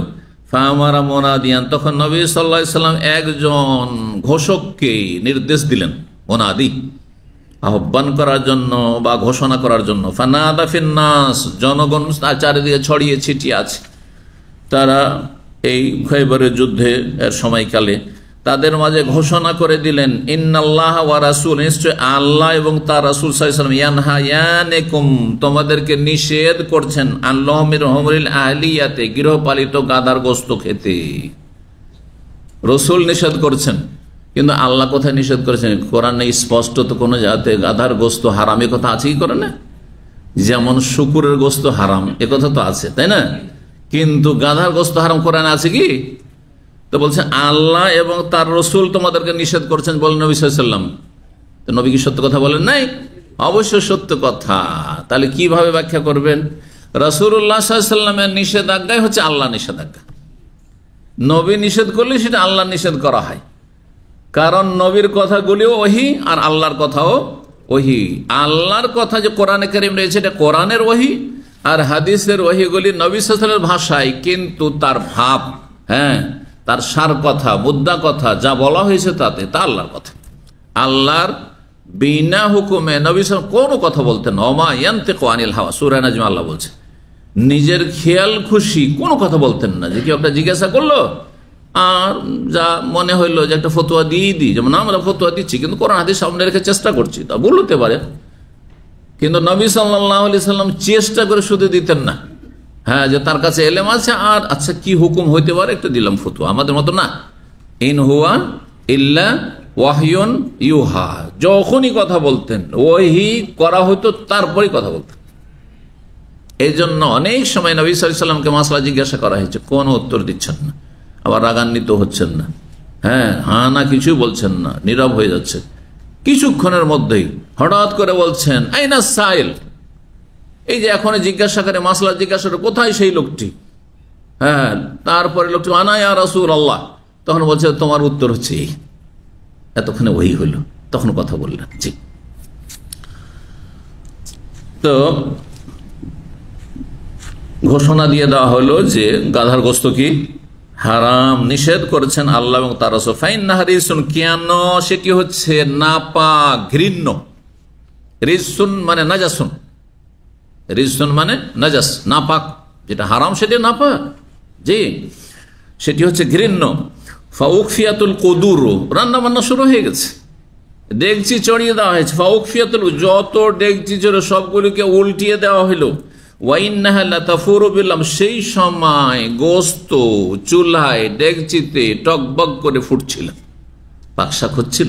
যেমন গোস্ত যখন পাক হয় তখন টকবক করে ফুটে, এই ফুটন্ত গোস্তকে ডেকচি থেকে সবকে উল্টে ফেলে দেওয়া হলো, কারণ সেগুলি হারাম। আর হারাম চলে এসেছে আল্লাহর পক্ষ থেকে, সুতরাং এক মুহূর্তের জন্য বিলম্ব করা যাবে না যে যাক এতগুলি গোস্ত যখন পাকশাক হয়ে গেছে অথবা জবাই করা হয়ে গেছে এটা খেয়ে নাও, আর করিও না, এমন নয়, কোনো ছাড় নেই, এক্ষুনি থামতে হবে। আপনি জানছেন আরাম, এক্ষুনি ছাড়তে হবে। এটা বলছি ওই সব নেশাখোর ভাইদের জন্য যাদের জর্দা খাওয়ার, জর্দার হারাম খাওয়া, তামাক সেবন করার বদ অভ্যাস রয়েছে, যাদের ধূমপানের বদ অভ্যাস রয়েছে, যারা বিড়ি খান, যারা সিগারেট খান, যারা জর্দা দিয়ে পান খান, যারা তামাক খান, যারা গোল ব্যবহার করেন, গোল দিয়ে দাঁত পরিষ্কার করে, তাদেরকে বলছি যখন জানছেন যে এটা খবিস হারাম, সাথে সাথে ছাড়তে হবে, সাথে সাথে ছাড়তে হবে। এই নয় যে এতগুলো যখন কিনেই ফেলেছি তো ফেলে দিব আর তারপরে হঠাৎ করে কেমন করে ছাড়বো। আচ্ছা, আস্তে আস্তে পরিমাণ কমাই, একটু করে কমাতে কমাতে দিনে 1 প্যাকেট বা 2 প্যাকেট 3 প্যাকেট খেতাম, আচ্ছা 1 প্যাকেটে নিয়ে আসি, আর তারপরে দিনে সকাল বিকাল 1টা 2টা, আর তারপরে 1 সপ্তাহ 10 দিনে তখন অভ্যাস করে ছাড়বো না। এটা মুমিনের শান নয়, এটা মুসলিমের চরিত্র নয়। মুসলিম মানে আত্মসমর্পণকারী, সাথে সাথে সারেন্ডার করবেন আপনি, ওই সাল্লিমু তাসলিমা, এক্ষুনি, কোনো বিলম্ব নেই। আপনার হায়াত আপনার সাথে আছে যে বাঁচবেন আর তওবার সুযোগ পাবেন। অনেক মূর্খ আছে, আচ্ছা সামনে রমজান আসুক, ভালো করে তওবা করতে, আচ্ছা এসছে সৌদি আরব, উমরাটা যাই, আচ্ছা উমরাকে তো বাঙালির আবার হজ বলে, উমরা হজ করে আসি, তারপর নামাজ ধরে নেব, যেতে পারবেন? হতে পারে তার আগেই চলে যাবেন, মালাকুল মত নিয়ে চলে যাবে। এইভাবে তওবা হয় না। হারাম কাজ করছেন না আপনি, ফরজ ত্যাগ করছেন, এক্ষুনি আপনি ফরজ ত্যাগ করা বিরত করুন। এক্ষুনি আপনি ফরজ আদায় করা শুরু করুন, এক্ষুনি আপনি হারাম ত্যাগ করুন। এই নয় যে আচ্ছা, আমাদের সমাজে অধিকাংশ লোকেরা দাড়ি রাখে কখন? বাঙালি সমাজে যথেষ্ট দাড়িওয়ালা লোক আছে, কিন্তু কখন রাখে দাড়ি? যখন শ্বশুর হয় তখন। এখন শ্বশুর হয়ে গেছি, জামাই হয়ে গেছে, আর কি দাড়ি মুন্ডা শোভা পায়? এই জন্য আচ্ছা শ্বশুর হয়ে যায়, মেয়েটার বিয়ে দিই, তখন কি করব? দাড়ি দেখে তো। আচ্ছা রিটায়ার হয়ে যায়, এখন চাকরি বাকরি করি তো আসলে সবার সাথে মিশতে হয়, তো দাড়ি রাখা যায় না। রিটায়ার হয়ে গেলে তখন আর ঝামেলা থাকবে না, তখন দাড়ি ছেড়ে দেবো। এটা তোবা নয়, আসলে এটা আপনার গাফিলতি, আসলে এটা উদাসীনতা। আল্লাহ হেফাজত করুন। 5529 নম্বর হাদিস বর্ণনা করেছেন আমর বিন দিনার বলছেন, আমি জাবের বিন যায়েদকে বললাম, ইয়াজউমুনা, লোকেরা বলছে যে আন্না রাসূলুল্লাহ সাল্লাল্লাহু আলাইহি আন হুমুরিল আহলিয়াতি, যে রাসূলুল্লাহ সাল্লাল্লাহু আলাইহি সাল্লাম গাধার গোশত খেতে নিষেধ করেছেন। কথাটাকে ঠিক বাসরার ঘটনা, মক্কা মদিনায় দেখেন বহু সাহাবায়ে কেরাম ছিলেন, সাহাবায়ে কেরামদের সরাসরি সন্তানরা বসবাস করছেন, সুতরাং সেখানে জ্ঞানের চর্চা বেশি হতো, সেখানে সঠিক দিন জানা সহজ ছিল। কিন্তু বাসরায়, কুফায়, আর তারপরে আপনার মেসরে, আর তারপরে আপনার অন্য অন্য জায়গায়, সেগুলোতে তো হয়তো 1-2 কোনো সাহাবি গিয়েছেন, অল্প কিছু গিয়েছেন, তারপরে হয়তো সাহাবি ইন্তেকাল করেছেন, তারপরে সাহাবি থেকে যারা শিখেছেন তার সামান্য হয়তো 2-4 হরফ শিখেছেন, যার ফলে এলেমের স্বল্পতা ছিল, শোচনীয়তা ছিল, তো ভুল জ্ঞানও ছিল অনেকের। তো রাসূলুল্লাহ সাল্লাল্লাহু আলাইহি, লোকেরা বলছে, তাহলে তার জানা নাই যে গাধার গোশত হারাম। লোকেরা বলছে ইয়াজউমুনা, তাদের ধারণা যে আন্না রাসূলুল্লাহ সাল্লাল্লাহু আলাইহি আন হুমুরিল আহলিয়াতি, যে রাসূলুল্লাহ সাল্লাল্লাহু আলাইহি সাল্লাম নিষেধ করেছেন গৃহপালিত গাধার গোস্ত খেতে। ফাকালা, তখন তিনি বললেন, কে বললেন? এই জাবের বিন যায়েদ। তিনি বললেন, কাদ কানা ইয়াকুলু যাকা আল হাকাম বিন আমর আল গিফারি ইনদানা বিল বাসরা। এই কথাই আমাদেরকে বলতেন হাকাম বিন আমর গিফারি আমাদের সামনে বাসরা শহরে। বাসরা আমাদেরকে এই শিক্ষাই দিয়েছেন যে গাধার গোস্ত খাওয়া নিষেধ করেছেন রাসূলুল্লাহ সাল্লাল্লাহু আলাইহি ওয়াসাল্লাম। কিন্তু ওয়ালাকিন আবাজ আলাকাল বাহর ইবনে আব্বাস, তবে আব্দুল্লাহ বিন আব্বাস রাদিয়াল্লাহু তাআলা আনহুমা এই বিষয়টিকে অস্বীকার করেন। যিনি জ্ঞানের সাগর, আল বাহর, বাহর মানে কি? সাগর, মানে বাহরুল ইলম। সাহাবী আব্দুল্লাহ বিন আব্বাস কোরআনের তাফসীর সম্পর্কে সাহাবায়ে কেরামদের অদ্বিতীয় ছিলেন, কিন্তু বড় ব্যক্তিও যে হোঁচট খায় মাঝে মাঝে, তার এটা প্রমাণ। জ্ঞানী ব্যক্তিও যে বড়ই পণ্ডিত ব্যবসা বাণিজ্যে, তারপর লস খায় না সবসময় শুধু লাভ আর লাভই চলতে থাকে, মাঝে মাঝে কম হোঁচট খায়, কিন্তু মাঝে মাঝে হোঁচট খায়, ঠিক না? তো বীর যোদ্ধা যেমন যতই বীর বাহাদুর হোক না কেন হোঁচট খেতে পারে, ঠিক তেমনি বড় বড় আলেমেরও পদস্খলন ঘটতে পারে, বড় বড় সাহাবীরও ভুল হতে পারে।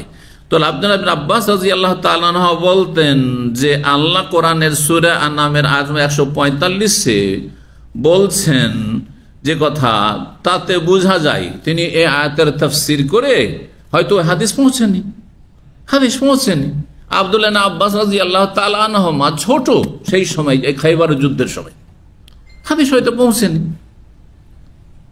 কারণ গাধার গোস্ত, গাধা এমনি, গাধার সংখ্যা মদিনায় এত বেশি ছিল না, উটের সংখ্যা বেশি ছিল, যার ফলে গাধার মাসলা হয়তো তিনি যেভাবে হোক তিনি হয়তো জানতে পারেননি।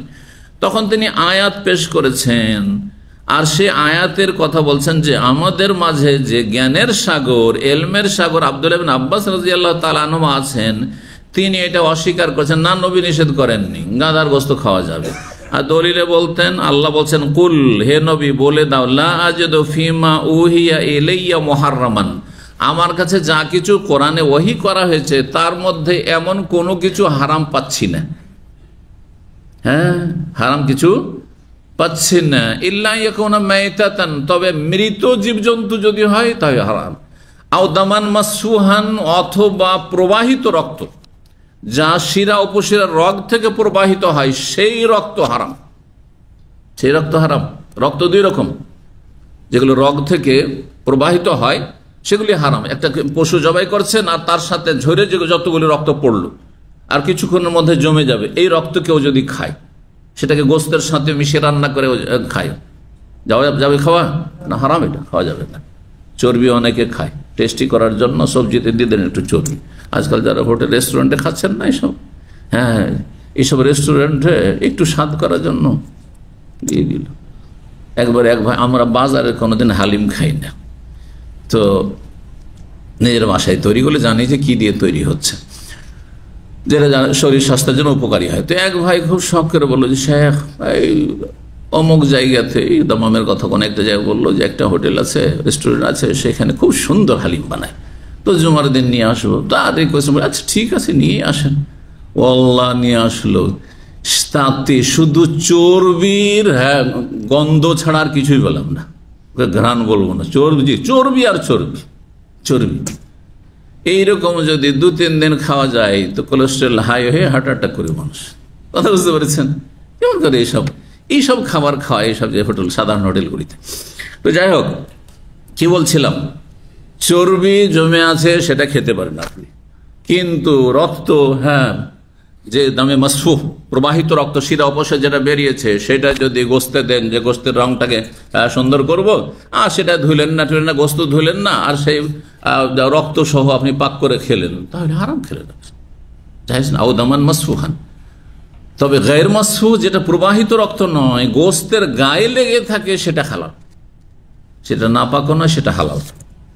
এই জন্য কেউ যদি গামছাতে গোস্ত বেঁধে নিয়ে আসে, গোস্ত কিনে নিয়ে আসেন, গামছাতে বেঁধে নিয়ে আসেন, আর সেই গামছাতে দেখছেন যে গোস্ত যখন রাখলেন তারপরে তাতে রক্তের দাগ টাগ লেগে আছে, সেটা প্রবাহিত রক্ত নয়, সেগুলো যে গোস্তের গায়ে রক্ত ছিল সেটা, সেই গামছাতে আপনি সালাত পড়তে পারেন, নাপাক নয় আপনার। জি। আউলাহমা খিনজির, আল্লাহ বলছে আউলাহমা খিনজির, অথবা শুকুরের গোস্ত, মৃত জীবজন্তু, রক্ত আর শুকুরের গোস্ত। তো আল্লাহ তো গাধার কথা বর্ণনা করেননি, তো আল্লাহ গাধা, তো আল্লাহ তো খচ্চর বর্ণনা করেননি। হ্যাঁ, তারপরে আল্লাহ রাব্বুল আলামিন কুকুরের কথা বর্ণনা করেছেন কোথাও কোরআনে কারিমে? হ্যাঁ, তো এইভাবে যে দলিল নেওয়া যায়, তাহলে কোরআনে কারিমে খিনজির শুকুরের কথা আছে, কুকুর যে হারাম, বিড়াল হারাম, এটা তো নাই। কিন্তু অন্যান্য হাদিস রয়েছে বিড়াল সম্পর্কে, বিড়াল খাওয়া যায় নয়, হারাম, তারপরে কুকুর খাওয়া হারাম, হাদিস রয়েছে। হ্যাঁ, বুঝতে পারছেন না? তো সুতরাং ইবনে আব্বাস রাদিয়াল্লাহু তাআলা আনহুর এই দলিল পেশ করা শুধু আয়াত, যেহেতু উনি হাদিসটা জানতেন না, যার ফলে উনি ভাবছেন না এটা ভুল তথ্য বলছে, আসলে রাসূলুল্লাহ সাল্লাল্লাহু আলাইহি ওয়াসাল্লাম হাদিস নয়। উনি যদি জানতেন, নিশ্চিত হতেন যে রাসূলুল্লাহর হাদিস, তাহলে অবশ্যই তিনি মানতেন, তাই না? তো অনেক সময় বিশ্বস্ত সূত্রে সত্য কথা, কিন্তু বিশ্বস্ত সূত্রে আমাদের কাছে সে সংবাদ না আসার কারণে আমরা অস্বীকার করি, আমরা নিজেরাও করি। কোন একটা খবর আসলো, আর এমন একটা লোক এসে বললো যাকে চিনিও না, অথবা চিনি যে লোকটি খুব বেশি কথা বলে, ও বিশ্বাসই করি না, অথচ সত্য কথা বলেছে। মৃত্যুকে তো মাঝে মাঝে সত্য বলে, বুঝছেন না? তো আমরা অনেক সময় বিশ্বাস করি না সত্য কথা, এইরকমটা হয় অনেক সময়। এইরকম হয়েছে ইমামদের সাথে। জি। 29 নম্বর অধ্যায় বলছে বাবু আকলে কুল্লে জি নাবি মিনাস সেবা। এই অধ্যায় হচ্ছে এমন প্রাণী বা এমন জন্তুর গোস্ত খাওয়া, যেই জন্তু হচ্ছে হিংস্র এবং খাড়া দাঁতওয়ালা। তার মানে যতগুলি এই ধরনের হিংস্র পশু রয়েছে, যেগুলি এই খাড়া দাঁত দিয়ে শিকার করে, এগুলি হচ্ছে হারাম। 5523 নম্বর হাদিস। হাদিস বর্ণনা করেছেন আবু সালামা রাদিয়াল্লাহু তাআলা আনহু, তিনি বর্ণনা করে বলেন আন্না রাসূলুল্লাহ সাল্লাল্লাহু আলাইহি ওয়াসাল্লাম আন আকলি কুল্লি জি নাবি মিনাস সিবাই। রাসূলুল্লাহ নিষেধ করেছেন এমন যে কোন জন্তুর গোস্ত খেতে, যেই জন্তু হচ্ছে হিংস্র এবং ভোজনকারী দাঁতওয়ালা, গোস্ত ভোজনকারী দাঁতওয়ালা, খাড়া দাঁত বিশিষ্ট এইরকম। তারপরে 30 নম্বর অধ্যায় চলে আসছে বাবু জুলুদিল মেতা। এই অধ্যায় হচ্ছে মৃত পশুর চামড়া সম্পর্কে। কোন পশু মারা গেছে, ওর চামড়া কি ব্যবহার করা যাবে কি না, এখন হাদিস পড়েন আর তারপর মাসলা বলছি। 5531 নম্বর হাদিস বর্ণনা করছেন ওবাইদুল্লাহ ইবনে আব্দুল্লাহ, তিনি বলছেন আব্দুল্লাহ বিন আব্বাস রাদিয়াল্লাহু তাআলা আনহুমা তাকে জানিয়েছেন যে রাসূলুল্লাহ সাল্লাল্লাহু আলাইহি সাল্লাম একবার কি করলেন, মাররা বিশাতিন মাইতা, একটি মরা বকরির পাশ দিয়ে অতিক্রম করলেন, রাস্তায় যাচ্ছেন, পাশে একটা মরা বকরি পড়েছিল। ফাকালা, তখন বললেন আশেপাশের লোকজনকে যারা মুসলিম ছিল, হাল্লা ইস্তামতাতুম বিহা, তোমরা এর চামড়া দ্বারা কেন উপকৃত হচ্ছ না? ঠিক আছে, বকরিটা মারা গেছে, গোস্ত খাওয়া হারাম, কিন্তু চামড়াটা তোমরা ছড়িয়ে নিয়ে তোমরা কেন সেটা ব্যবহার করছো না বা সেটা থেকে উপকৃত হচ্ছ না? কালু, তখন সাহাবীরা, ইন্নাহা মাইতা, এটি মৃত, এটাকে আমরা জবাই করতে পারিনি, তার আগে মারা গেছে। তো যখন গোস্ত হারাম, সাহাবীরা বলছেন গোস্ত যখন হারাম, তখন তার চামড়াটা নেওয়াও হারাম। কালা, তখন বললেন নবী ইন্নামা হারমা আকলুহা, মরা ছাগলের অথবা গবাদি পশু যেগুলি, গরু, মরা উট, মরা মহিষ, তার গোস্ত খাওয়া হারাম, কিন্তু চামড়াটা ব্যবহার করা হারাম নয়। সেই চামড়াটা যদি শুকিয়ে, চামড়াতে নাপাকি লেগে আছে ময়লা আবর্জনা, সেটা শুকিয়ে গেল রোদে, আর শুকিয়ে যাওয়ার পরে সেটা যেহেতু মাকুরুল্লাহম, এমন পশুর চামড়া যেই পশুর গোস্ত খাওয়া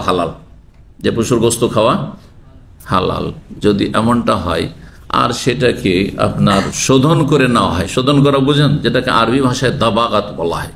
যারা চামড়ায় ব্যবসায়ীদেরকে আমাদের দেশে কি বলে?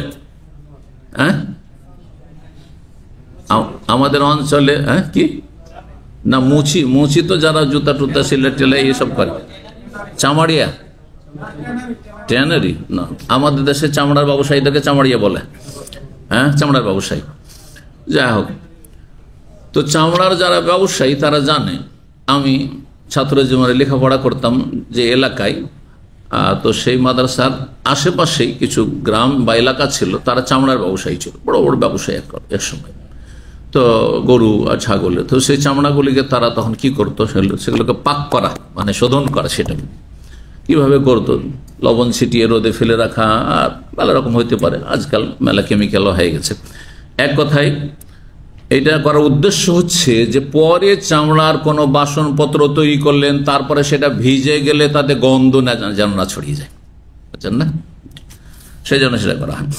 তো যদি এমন পশুর চামড়া হয় যেই পশুর গোস্ত খাওয়া হালাল, তাহলে সেই পশু যদি মারাও যায়, তার জবাই করা হয়নি, হয়তো মারা গেছে, তারপরও সেই চামড়া ব্যবহার করতে পারবেন, সেটাকে শোধন করে নিয়ে। 5532 নম্বর হাদিস বর্ণনা করছেন সাইদ ইবনে জুবাইর, তিনি বলছেন, আমি আব্দুল্লাহ বিন আব্বাস রাদিয়াল্লাহু তাআলা আনহুমা থেকে তাকে বলতে শুনেছি, মাররান নবী সাল্লাল্লাহু আলাইহি আনজিন মাইতাতিন, নবী সাল্লাল্লাহু আলাইহি সাল্লাম অতিক্রম করলেন একবার একটি মরা বকরির পাশ দিয়ে, আনজন মানে বকরি, ফাকাল মা আলা আহলিহা লাউ ইনতাফাউ বিহা, কোনো দোষ ছিল না, কোনো দোষ ছিল না যদি এই বকরির মালিকরা এর চামড়াটি দ্বারা উপকৃত হইতো। হয়তো বকরিটা মরে গেছে, ঠিক আছে, গোস্ত খেতে বলো না, কিন্তু চামড়াটা খালিয়ে নিয়ে যদি সেটা দ্বারা উপকৃত হইতো, কিন্তু সেটা ব্যবহার করবেন, হ্যাঁ সেটা ব্যবহার করবেন শোধন করে। 31 নম্বর অধ্যায় বলছে বাবুল মিসকিন, এই অধ্যায় হচ্ছে কস্তুরী সম্পর্কে। মিস্ক মৃগ নাভি থেকে, হরিণের নাভি থেকে খুব মূল্যবান সুগন্ধি আতর তৈরি হয়, সেটাকে মিস্ক বলা হয়। আর একটি বিশেষ মাছ থেকে একটা দামি আতর তৈরি হয়, সেটাকে আম্বার বলা হয়, বুঝছেন না। আর লকড়ি কাঠ, আগর কাঠ দিয়ে এক ধরনের দামি আতর তৈরি হয়, যেটাকে বলা হয় উদ।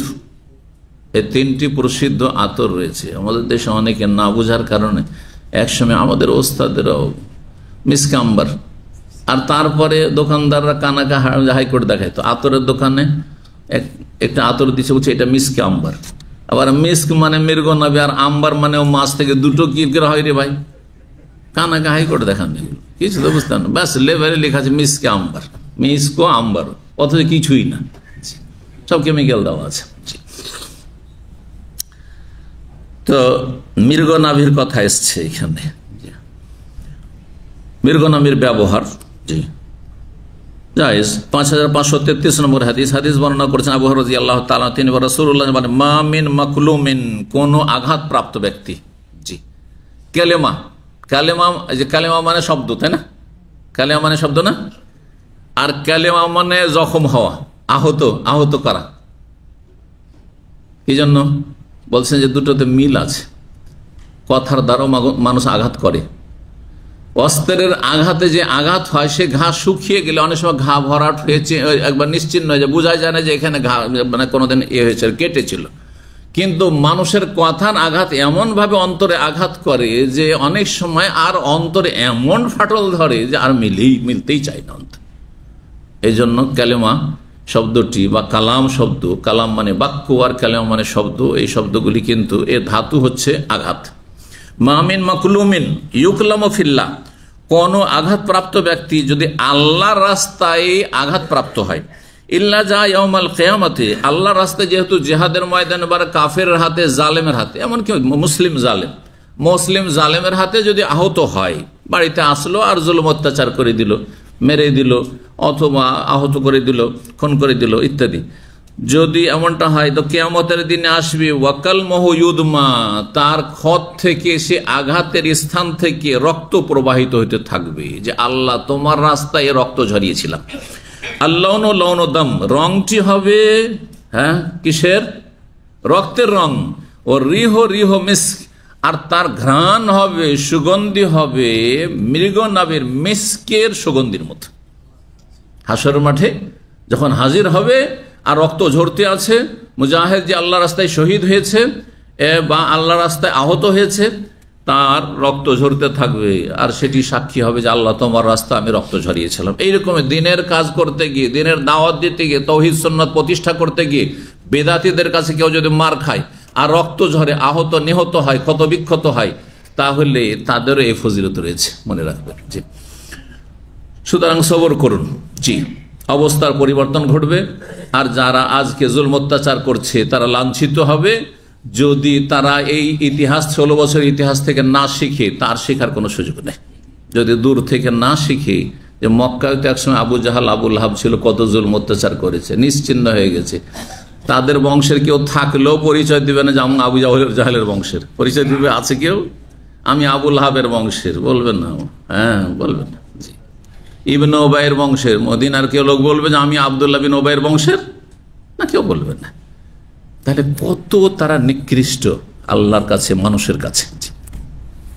5534 নম্বর হাদিস আবু মুসা আশআরী রাদিয়াল্লাহু তাআলা আনহু, নবী সাল্লাল্লাহু আলাইহি ওয়াসাল্লাম বলেন, মাসালুল জালিসিস সালিহ ওয়াসসু, সৎসঙ্গী আর অসৎ সঙ্গীর উদাহরণ হচ্ছে, উপমা হচ্ছে, কাহামেলিল মিসকে, মিস্ক কস্তুরীর সুগন্ধি বহনকারী ব্যক্তি, ওয়া নাফিকিল কির, আর হাঁফরে ফুঁকদাতা সেই কামারের ব্যক্তির মতো।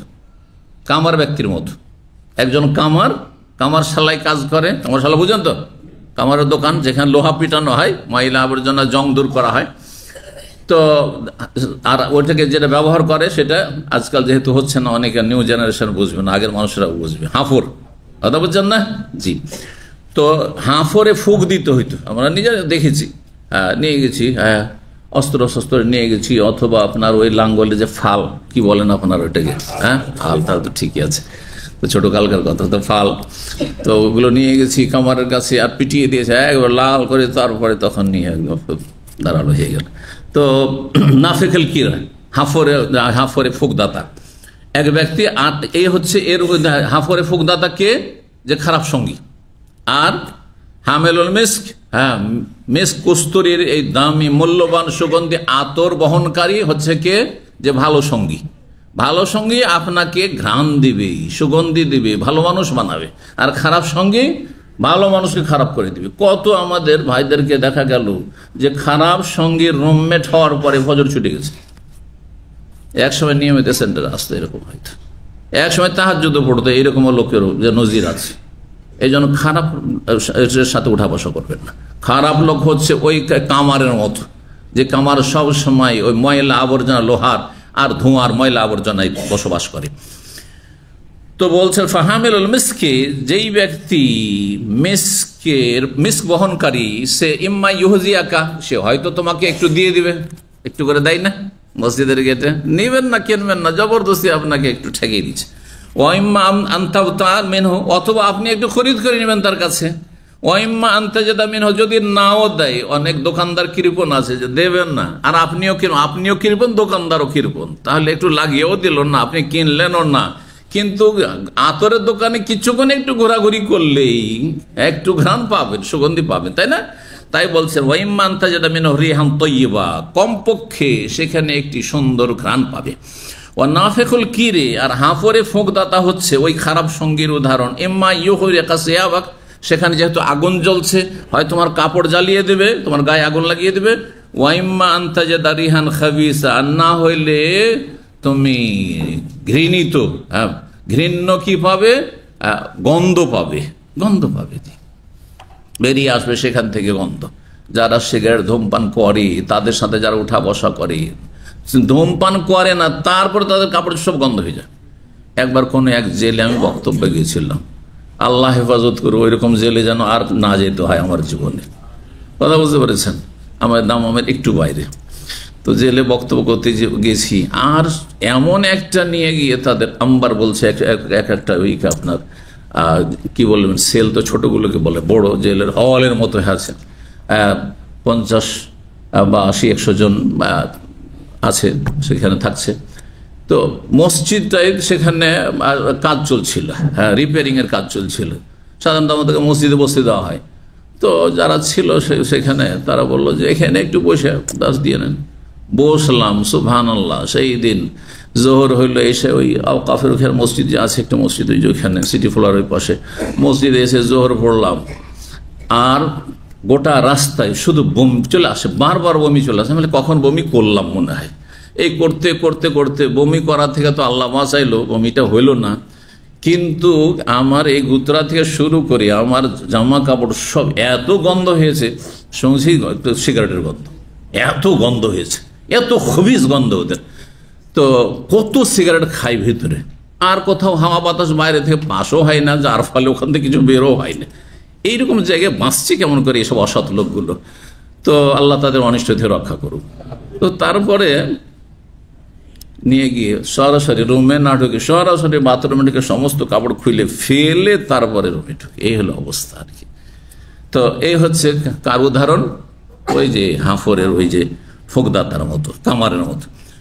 খারাপ সঙ্গী, খারাপ সঙ্গীর কাছে বসবেন না, খারাপ সঙ্গীর সাথে বসবাস করবেন না, খারাপ সঙ্গীর সাথে টেলিফোন করবেন। আমি এমন লোককে জানি, মার্ডারের কেসে সে এখন বড় আসামি হই, 9 বছর জেলে আছে, 9 বছর জেলে ছিল, এখন যে কি হলো আল্লাহ জানে। অথচ তার এই মার্ডারের সাথে কোনো সম্পর্ক নেই, কিন্তু যেই ব্যক্তি মার্ডার করেছে, খুন করেছে, তার কাছে এই খুনের ঘটনা হওয়ার 5 মিনিট আগে টেলিফোন করেছে। কলে দেখা যাচ্ছে যে কল করেছে এই সময়, তার মানে এরা দুইজনে ষড়যন্ত্র করে মেরেছে। বুঝতে পেরেছেন?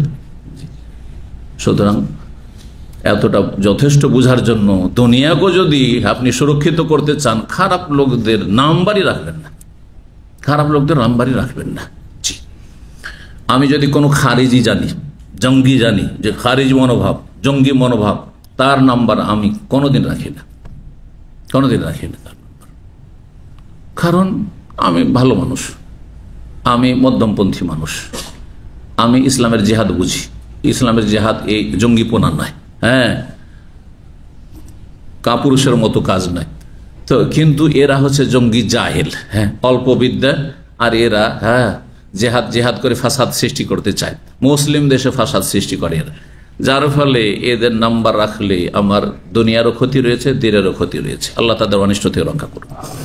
32 নম্বর অধ্যায় বাবুল আরনাব। এই অধ্যায় হচ্ছে খরগোশের গোশ সম্পর্কে। খরগোশের গোশ খাওয়া হালাল না হারাম? হালাল। খেয়েছেন?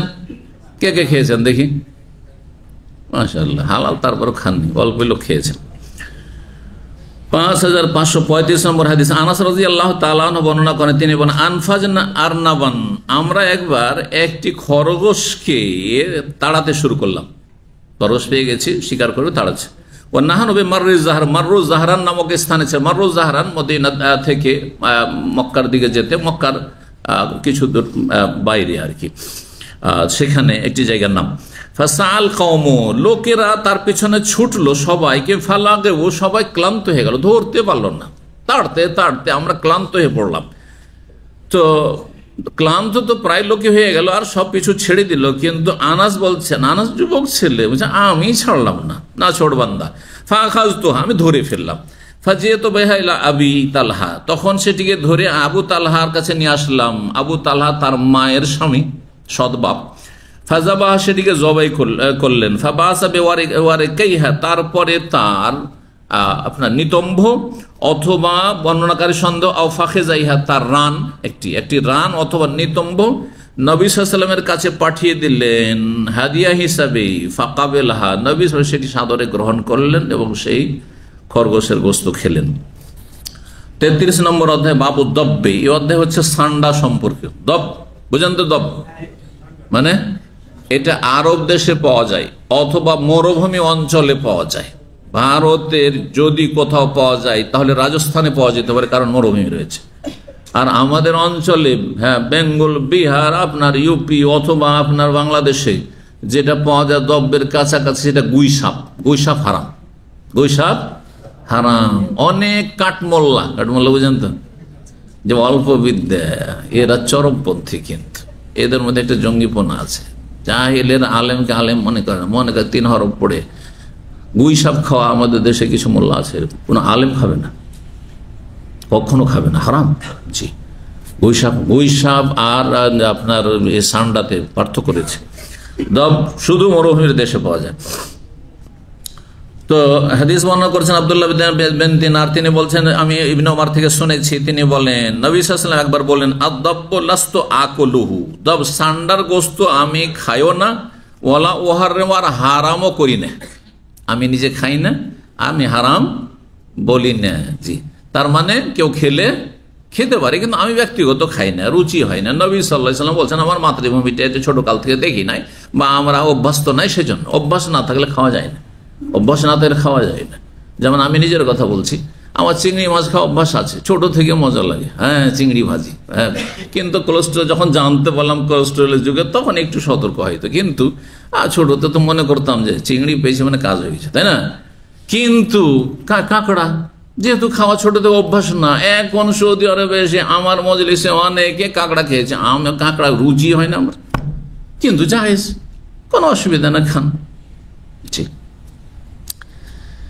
537 নম্বর হাদিস বর্ণনা করছেন আব্দুল্লাহ বিন আব্বাস রাদিয়াল্লাহু তাআলা আনহু বলছেন, খালিদ বিন ওয়ালিদ থেকে বর্ণনা করে, আন্নাহু দাখালা মা রাসূলিল্লাহ সাল্লাল্লাহু আলাইহি ওয়াসাল্লাম বাইত মাইমুনা। খালিদ বিন ওয়ালিদ রাসূলুল্লাহ সাল্লাল্লাহু আলাইহি ওয়াসাল্লামের সাথে মাইমুনা রাদিয়াল্লাহু তাআলার বাড়িতে প্রবেশ করলেন। আর মাইমুনা হচ্ছেন এই খালিদ বিন ওয়ালিদের খালা। ফাউতিয়া বিদাব্বিন মাহনুজিন, একটি ভুনা সান্ডা নিয়ে আসা হলো, সান্ডা ফ্রাই করা ভুনা সান্ডা নিয়ে আসা হলো। ফাআহওয়া ইলাইহি রাসূলুল্লাহ বিয়াদিহি, রাসূলুল্লাহ সাল্লাল্লাহু আলাইহি ওয়াসাল্লাম সেটার দিকে হাত বাড়িয়ে দিলেন খাওয়ার জন্য। তার মানে চিনতে পারেননি যে এটি সান্ডা, গোটা সান্ডা নেই, সান্ডার গোস্ত, কিন্তু বুঝতে পারেননি, ভাবছেন যে গোস্ত আছে, খাওয়ার জন্য হাত বাড়িয়েছেন। ফাকালা বাযুন নিসওয়া, বাড়িতে কিছু অন্য মহিলারাও ছিল, তারা বলেন আখবিরু, পরিবারের আখবিরু রাসূলুল্লাহ সাল্লাল্লাহু আলাইহি ওয়াসাল্লাম, জানিয়ে দেন। কারণ নিয়ম হচ্ছে নবী সাল্লাল্লাহু আলাইহি ওয়াসাল্লামের পরিবারের, যে নবী সাল্লাল্লাহু আলাইহি ওয়াসাল্লামের সামনে কোনো খাবার পরিবেশন করলে বলে দিতেন আগেই যে এইটা অমুক খাবার, কি জানি হয়তো নবী সাল্লাল্লাহু আলাইহি ওয়াসাল্লাম এটা পছন্দ না করতে পারেন, সুতরাং আগে বলে দেওয়া ভালো। পরে যদি বলেন না তোমরা খাওয়ালে কেন আমাকে না বলে, অথবা কোনো কিছুতে গন্ধ থাকতে পারে, অনেক সময় খাবার হালাল কিন্তু সেটাতে গন্ধ হইতে পারে, সুতরাং আগে জানিয়ে দেওয়া। তো এই জন্য জানিয়ে দিতেন তারা। বলে রাসূলুল্লাহ সাল্লাল্লাহু আলাইহি ওয়াসাল্লামকে জানিয়ে দাও বিমা ইউরিদ আন ইয়াকুল, যেটা খেতে চাইছেন বা খাওয়ার ইচ্ছুক হয়েছেন আর সামনে পেশ করেছে, বলে দাও যে এটি আছে। ফাকালু, তখন যারা ছিল সেখানে তারা বলল হুয়া দাব্বুন ইয়া রাসূল, এটি হচ্ছে সান্ডা। ফারাফা ইয়াদে, তখন নবী সাল্লাল্লাহু আলাইহি ওয়াসাল্লাম হাতটা যে বাড়িয়েছিলেন, হাতটা উঠিয়ে দিলেন সেখান থেকে বা গুটিয়ে দিলেন। ফাকুলতু, তখন আমি বললাম, খালিদ বলছেন, আমি বললাম হারামুন হুয়া ইয়া রাসূলুল্লাহ, সান্ডার গোস্ত দব কি হারাম? ফাকাল আল্লাহ, না, ওয়ালাকিন, তাহলে হারাম নয়, লাম ইয়াকুন বিআরদে কওমি, আমার বংশের মাতৃভূমিতে সেটা পাওয়া যায় না। জি। ফাআজিদুনি আফুহু, সেই জন্য সেটিকে আমি অরুচি করি, অরুচি মনে করি, সেটা আমাকে অরুচি লাগে বা সেটাকে আমি অপছন্দ করি, করি বললে তাহলে অপছন্দ করি। আফু মানে অরুচি হওয়া, যে রুচি হয় না। তাহলে এই নাজদে পাওয়া যায়, এই কাসিম, রিয়াদ, এসব এলাকায় সান্ডার এলাকা। তো নবী সাল্লাল্লাহু আলাইহি ওয়াসাল্লামের কাছে এই নাজদ থেকে কোনো একজন নিয়ে গেছিল, অন্য হাদিসে আমার এসেছে। কালা খালিদ, খালিদ তখন বলছেন ফাজতারারতু, নবী সাল্লাল্লাহু আলাইহি ওয়াসাল্লাম যখন খেলেন না তখন সেটাকে আমি নিজে দিয়ে টেনে নিলাম, হ্যাঁ। ফাকালতুহু, আর তারপরে সেটাকে খেয়ে ফেললাম। ওয়া রাসূলুল্লাহ সাল্লাল্লাহু আলাইহি ওয়াসাল্লাম ইয়ানজুরু, তখন রাসূল আমাদের তাকাচ্ছিলেন, দেখছিলেন আরে খালিদ তো ভালোই খেতে পারছে। দব্বের গোস্ত কে খেয়েছেন? সান্ডা। যদি কেউ খায় তবু হাতটা একটু আস্তে করে উঠাচ্ছে, মনে হচ্ছে মাকরু, মাকরু না। রাসূলুল্লাহ খাননি তার মানে মাকরু না। নবী সাল্লাল্লাহু আলাইহি ওয়াসাল্লাম মজলিসে সাহাবীরা খেয়েছেন, কোনো মাকরু না, খেতে পারেন, রুচি হলে খেতে পারেন, জায়েজ। 34 নম্বর অধ্যায় বলছে বাবুনি ইযা ওয়াকাতিল ফারাতু ফিস সামানিল জামিদ আবিজ যায়েবি, এই অধ্যায় হচ্ছে কোন এঁদুর যদি জমা ঘিয়ে অথবা তরল ঘিয়ে পড়ে যায়, অথবা জমা তেলে অথবা তরল তেলে পড়ে যায়, কোনো খাবারে পড়ে যায়, সেই খাবার শুকনো খাবার অথবা তরল রসাল খাবার পড়ে যায়, তাহলে কি করবেন? জি, মাসলা কি বলতে পারেন? তরকারি আছে আপনার, আর তরকারিতে একটা ইঁদুর পড়ে মরে আছে, যে ফতোয়া বলবে সে হাত ওঠাবে, হ্যাঁ, ওই মানে এই খালি খাবারটাকে ফেলে দিতে হবে, ইঁদুরটাকে ফেলবেন না, আগে ইঁদুর ফেলতে হবে, আগে ইঁদুরটাকে উঠিয়ে ফেলতে হবে, তারপরে হ্যাঁ, আর তার আশপাশ তার প্রভাবিত হইতে পারে, তার আশপাশকে ফেলতে হবে। আচ্ছা, শুকনো আর তরলে পার্থক্য আছে না দুটোরই হুকুম একই? যে বলবে হাত তুলবে। হ্যাঁ, কি পার্থক্য আছে? আচ্ছা, ডাল আছে, তরল যে বেশি ফেলাতে হবে না, পুরোটা ফেলতে হবে না। তাহলে ধরেন ডাল আছে, আর ডালে মরা একটা এঁদুর পড়ে আছে, যে জায়গায় পড়ে আছে ওই জায়গায় আর ওখান থেকে কিছু ডাল উঠে বাকিটা রেখে দিবেন, খাবেন? ফতোয়া দেখছেন? আচ্ছা, চলবে? তাহলে তরল আর শুকনার পার্থক্য রয়েছে মশলা। এটি হচ্ছে জমহুর, অধিকাংশ সিংহভাগ উলামায়ে কেরামদের মত। অল্প কিছু আলেম রয়েছে তাদের ফতোয়া যে শুকনো হোক অথবা তরল হোক, হ্যাঁ, জমা খাবার হোক বা কিছু হোক, মিষ্টি জাতীয় হোক, অথবা যে কোনো খাবারই হোক না কেন। ঘিয়ের উদাহরণ দেওয়া হচ্ছে, তেলের উদাহরণ দেওয়া হচ্ছে, কিন্তু যে কোনো খাবার। রসাল যদি খাবার হয় তাহলে গোটাটাই প্রভাবিত হইতে পারে, যেটা শরীর স্বাস্থ্যের জন্য ক্ষতিকারক হতে পারে, সেজন্য গোড়ায় ফেলে দেবেন তরল হলে। আর শুকনা যদি হয় আর আপনার রুচি হচ্ছে বা প্রয়োজন রয়েছে, অভাবও থাকতে পারে অনেক সময়, তাহলে আলকুহা ও মাহাউল্লাহ, যেমন হাদিসে রয়েছে, সেই এঁদুরটিকে ফেলে দাও, আর এঁদুরের চারপাশ থেকে একটু নিয়ে ফেলে দাও, আর বাকিটা তোমরা খেয়ে নাও। কিন্তু খেয়ে নাও মানে খাওয়া যেমন নয়, রুচি হইলে খান, অরুচি করে খাবে না, কারণ অরুচি করে খেলে মানুষের ক্ষতি হতে পারে।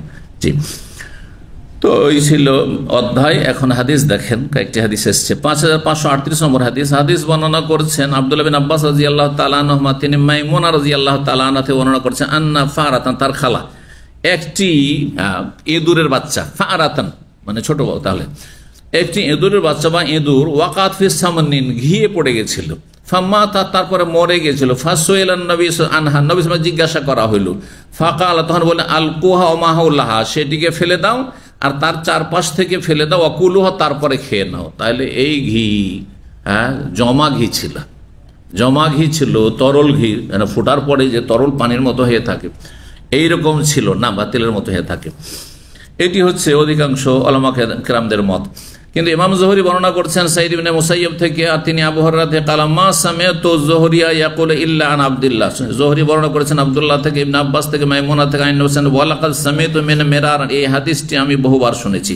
5539 নম্বর হাদিস। হাদিস বর্ণনা করেছেন জোহরি, ইমাম জোহরি একজন তাবেঈ এবং প্রখ্যাত তাবেঈ মুহাদ্দিস ছিলেন। তিনি ইমাম মালিকের বিশিষ্ট ওস্তাদ ছিলেন।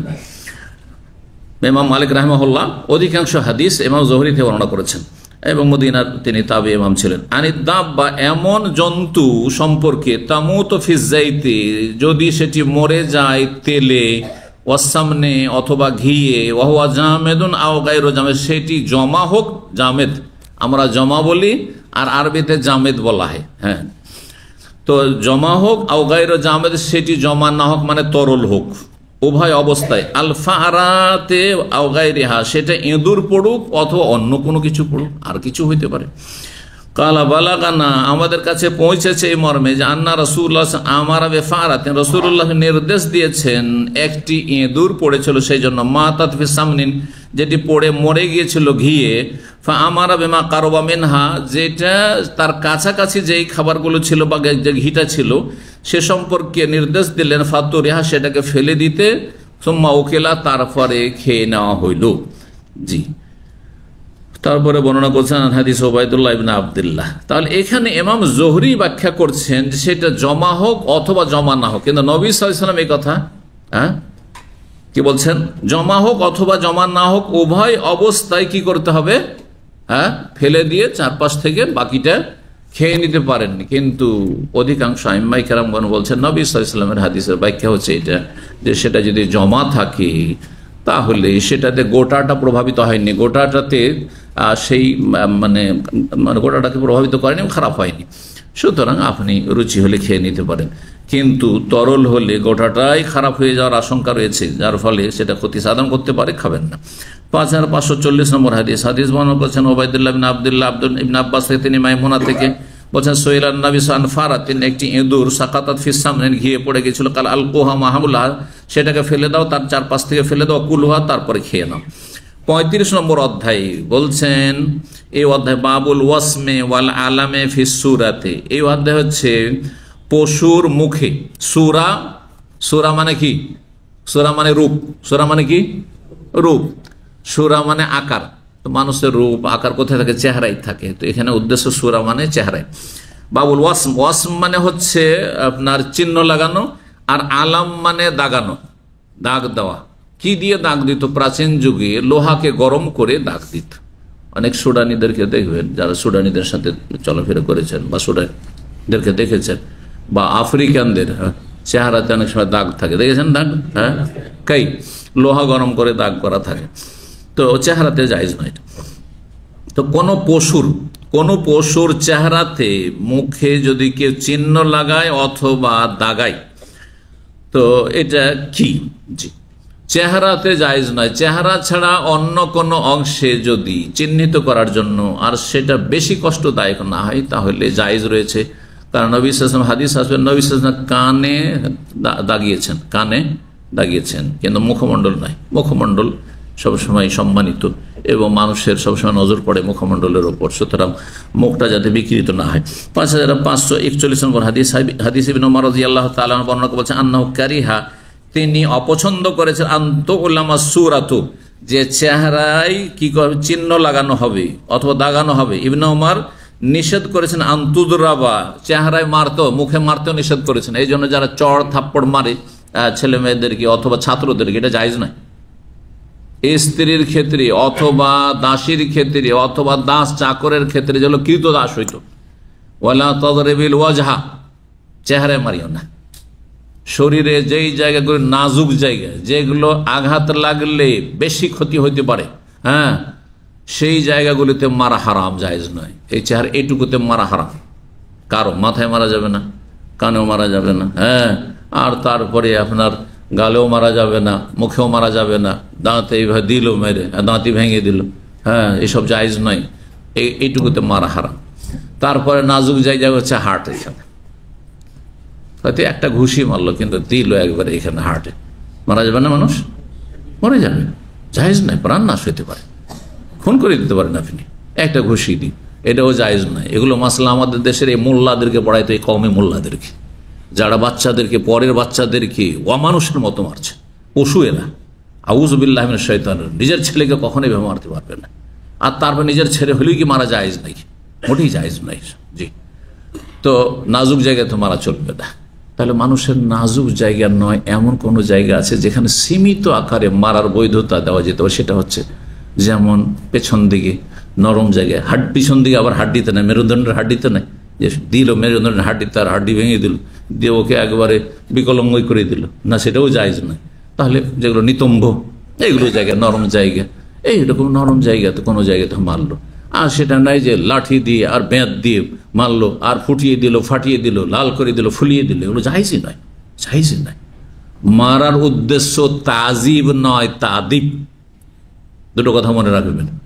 যদি কেউ কাউকে তাজিব মানে আজাব দেওয়ার জন্য, তাজিব আজাব থেকে, শাস্তি দেওয়ার জন্য মারে তো জায়েজ নয়।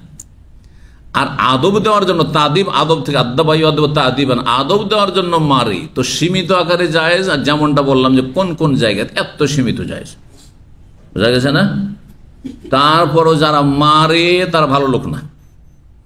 স্ত্রীর ক্ষেত্রে নবী সাল্লাল্লাহু আলাইহি ওয়াসাল্লাম বলেছেন, কিছু মহিলা এসে অভিযোগ করলো নবী সাল্লাল্লাহু আলাইহি ওয়াসাল্লামের সামনে, ইয়া রাসূলুল্লাহ, আমাদের স্বামীরা আপনি মারার অনুমতি দিয়েছেন, সেই জন্য এখন এইভাবে আমরাকে মারছে।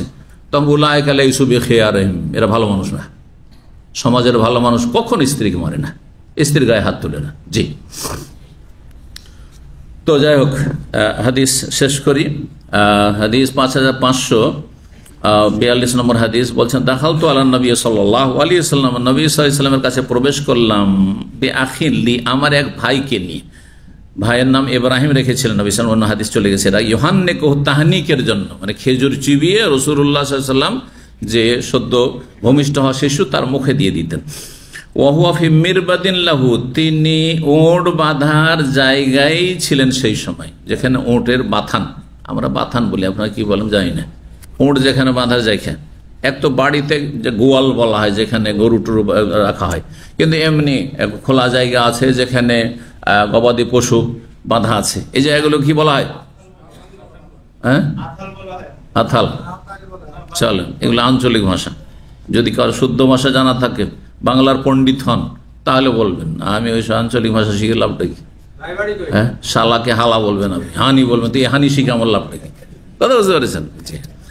তো টিহা বলবেন, হ্যাঁ, টিয়া, ওই উচ্চারণ করাও মুশকিল, আরো এক রাত আছে, হ্যাঁ, টাকাকে বিকৃত করে এমন জায়গায় নিয়ে গেছে যে ওকে উচ্চারণ করতে গিয়ে ওদের মতো হয় না। এইসব জিনিস শিখার লাভ থেকে কোনো লাভ নেই। এই জন্য যে কোনো ভাষার ক্ষেত্রে আমি খুব শক্ত, মাতৃভাষা আঞ্চলিক ভাষা শিখবেন না, কোনো ফায়দা নেই। আমার আঞ্চলিক ভাষা রয়েছে, আমাদের চাঁপাই মালদহর আঞ্চলিক ভাষা রয়েছে, আমি বলি না, কারণ এই ভাষা কোনো ভাষা না। আমি মদিনা ইউনিভার্সিটি সিনিয়র ওস্তাদ থেকে শিখেছিলাম। একজন সৌদি ঢুকেছে, ছাত্র আমাদের ক্লাসমেট, 120 জন ছিলাম। তো সে প্রশ্ন করেছে তার মাতৃভাষায়, আঞ্চলিক ভাষায়। তখন তিনি রিয়াজের ছিলেন, খুব ভালো শেখ ছিলেন, খুব ভালো ওস্তাদ ছিলেন মাশাআল্লাহ, সিনিয়র প্রফেসর। তিনি বলেন, লা তুকাল্লিমুল আমিয়া, আঞ্চলিক ভাষায় কথা বলবেন না, ফাইন্নাহা লাইসাত লুগা, এটি কোনো ভাষাই না, এটি কোনো ভাষাই না, শুদ্ধ ভাষায় কথা বলেন। জি, যে মানুষের উন্নতি হবে। জি, আর সব এলাকার মানুষ বুঝবে। তো ওট বাঁধার জায়গায় নবী সাল্লাল্লাহু ছিলেন। নবী সাল্লাল্লাহু আলাইহি সাল্লাম মাঠে ঘাটও যেতেন, হ্যাঁ, বাইতুল মালের উট, হ্যাঁ, জাকাতের উট অথবা গনিমতের উট, সেখানে গিয়েছেন। ফারাইতুহু, তাকে দেখেছি, ইয়াসেমু শাতান, সেখানে বকরি ছিল, বকরিকে দাগাচ্ছিলেন। হাসিবতুহু, আমার ধারণা, কালাফি আজানিয়া, বকরির কোথায়, মুখমণ্ডলে নয়, বরং কিসে, তার কানে, ওজনের বহুবচন আজান, কানে দাগ দিচ্ছিলেন যাতে চিহ্নিত করা যায় যে এগুলো কোনো পাবলিকের বকরি না, এটা কার বকরি, সরকারি বাইতুল মালের বকরি এটা। জি, 36 নম্বর অধ্যায়, 52 অধ্যায় হচ্ছে, এজা আসাবা কমন গানিমাতান, কোন সম্প্রদায় যদি গানিমাতের ধন সম্পদ হাসিল করে, ফাজাবাহ বাযুম গানামান, আর এখনো ইমামুল মুসলিমিন বা যিনি সেনা প্রধান রয়েছেন তিনি ভাগ বন্টন করে দেননি যোদ্ধাদেরকে। আর তারা কি করে, ফাজাবাহ বাযুম গানামান, কিছু লোকেরা ছাগল জবাই করে ফেলেছে, কেউ উট জবাই করেছে, বেগাইরে আমরে আসহাবিহি, তাদের যিনি প্রধান তার নির্দেশ ছাড়া, লামতুকাল, তাহলে খাওয়া চলবে না, খাওয়া চলবে না, হারাম। বন্টনের আগে গনিমতের ধন সম্পদ কারো জন্য জায়েজ নাই, কারণ তাতে সবাই শরিক আছে। যতক্ষণ ভাগ করে দেওয়া হয়নি সেটা আপনার একক মালিকানাধীন নয়, সুতরাং আপনি খেতে পারবেন না বা 10 জন লোক খেতে পারবেন না বাকিদের ছেড়ে। লিহাদিসে রাফে, কারণ এই মর্মে রাফে বিন খাদিজার হাদিস রয়েছেন নবী সাল্লাল্লাহু আলাইহি ওয়াসাল্লাম থেকে, এর আগে হাদিসটা চলে গেছে। তাউস ইকরামা বর্ণনা করেছে, ফিজাবি হাদিস সারেক, চোর চুরি করে নিয়েছে, গরু চুরি করে অথবা ছাগল চুরি করে, আর তারপরে জবাই করা হয়ে গেছে, কি করবেন, খাবেন না, খাবেন না, খাওয়া যায় না, কারো জন্য খাওয়া যায় না, এটি হারাম। হয় ফেলে দেবে, আর যদি মালিক পাওয়া যায় তো মালিকের কাছে পৌঁছে দেবে আর ক্ষতিপূরণ দেবে, যেহেতু তাকে জবাই করা দিল, জীবিত থাকলে তার যে দাম ছিল সেটা দেবে। 5543 নম্বর হাদিস বর্ণনা করেছেন রাফে বিন খাদিজ, তিনি কুলতু লিন নবী সাল্লাল্লাহু আলাইহি ওয়াসাল্লাম, আমি নবী সাল্লাল্লাহু আলাইহি ওয়াসাল্লাম বললাম, ইন্না নালকাল আদু ওয়া গাদান, আগামী দিনে আমাদের শত্রুদের মুখোমুখি হইতে হবে, ওয়ালাইসা মানামুদান, আমাদের কাছে ছুরি নাই। ফাকালা, বললেন, মা আনহারাদ দাম, রক্ত যা ঝরিয়ে দেয়, যেই কোনো অস্ত্র দিয়ে রক্ত যদি ঝরিয়ে দিতে পারো, ওয়া জোকেরা ইসমুল্লাহ, আর বিসমিল্লাহ বলতে পারো, তাহলে হালাল হয়ে যাবে। ছুরি হোক আর না হোক, লোহার হোক আর নাই হোক, বাতি দিয়ে হইতে পারে, পাথর দিয়ে হইতে পারে, কিন্তু ধারালো হইতে হবে। ফকুলু, খাও, মালাম একটু সেন্নন, তবে দাঁত দিয়ে জবাই করা চলবে না, ওয়ালা জুফর, নখ দিয়ে জবাই করে, বড় বড় নখ আছে আর নখ দিয়ে দিল জবাই করে, রক্ত বইয়ে দিল, চলবে না। তোমাদেরকে এই মর্মে আমি বিশদভাবে বর্ণনা করি, আম্মাসেন, দাঁত দিয়ে কেন জবাই করে চলবে না। আজকাল যদি দাঁতের কি অস্ত্র তৈরি করে, দাঁতের ছুরি, দাঁতের চাকু জবাই করা কেন জায়েজ নয়, ফাজমন, এটি হাড্ডি, আর হাড্ডি হচ্ছে জিনের খাবার, জিনদের খাবার, শুধু তাদের খাবারকে রক্তে মিশালে হবে না, জায়েজ নয়।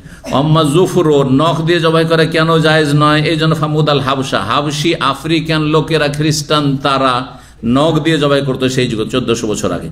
ও তাকাদ্দমাসার আনুন্নাস, কিছু তাড়াহুড়াকারী লোকেরা এগিয়ে চলে গিয়েছে, ফাসাবু মিনাল গানাম, তারা গনিমাত, কাফেরদের থেকে গনিমাত তারা হাসিল করতে পেরেছে। ও নবী সফি আখিরিন নাস, নবী সাল্লাল্লাহু আলাইহি ওয়াসাল্লাম সমস্ত লোকের পেছন দিকে সেই সময় ছিলেন, পেছনে ছিলেন।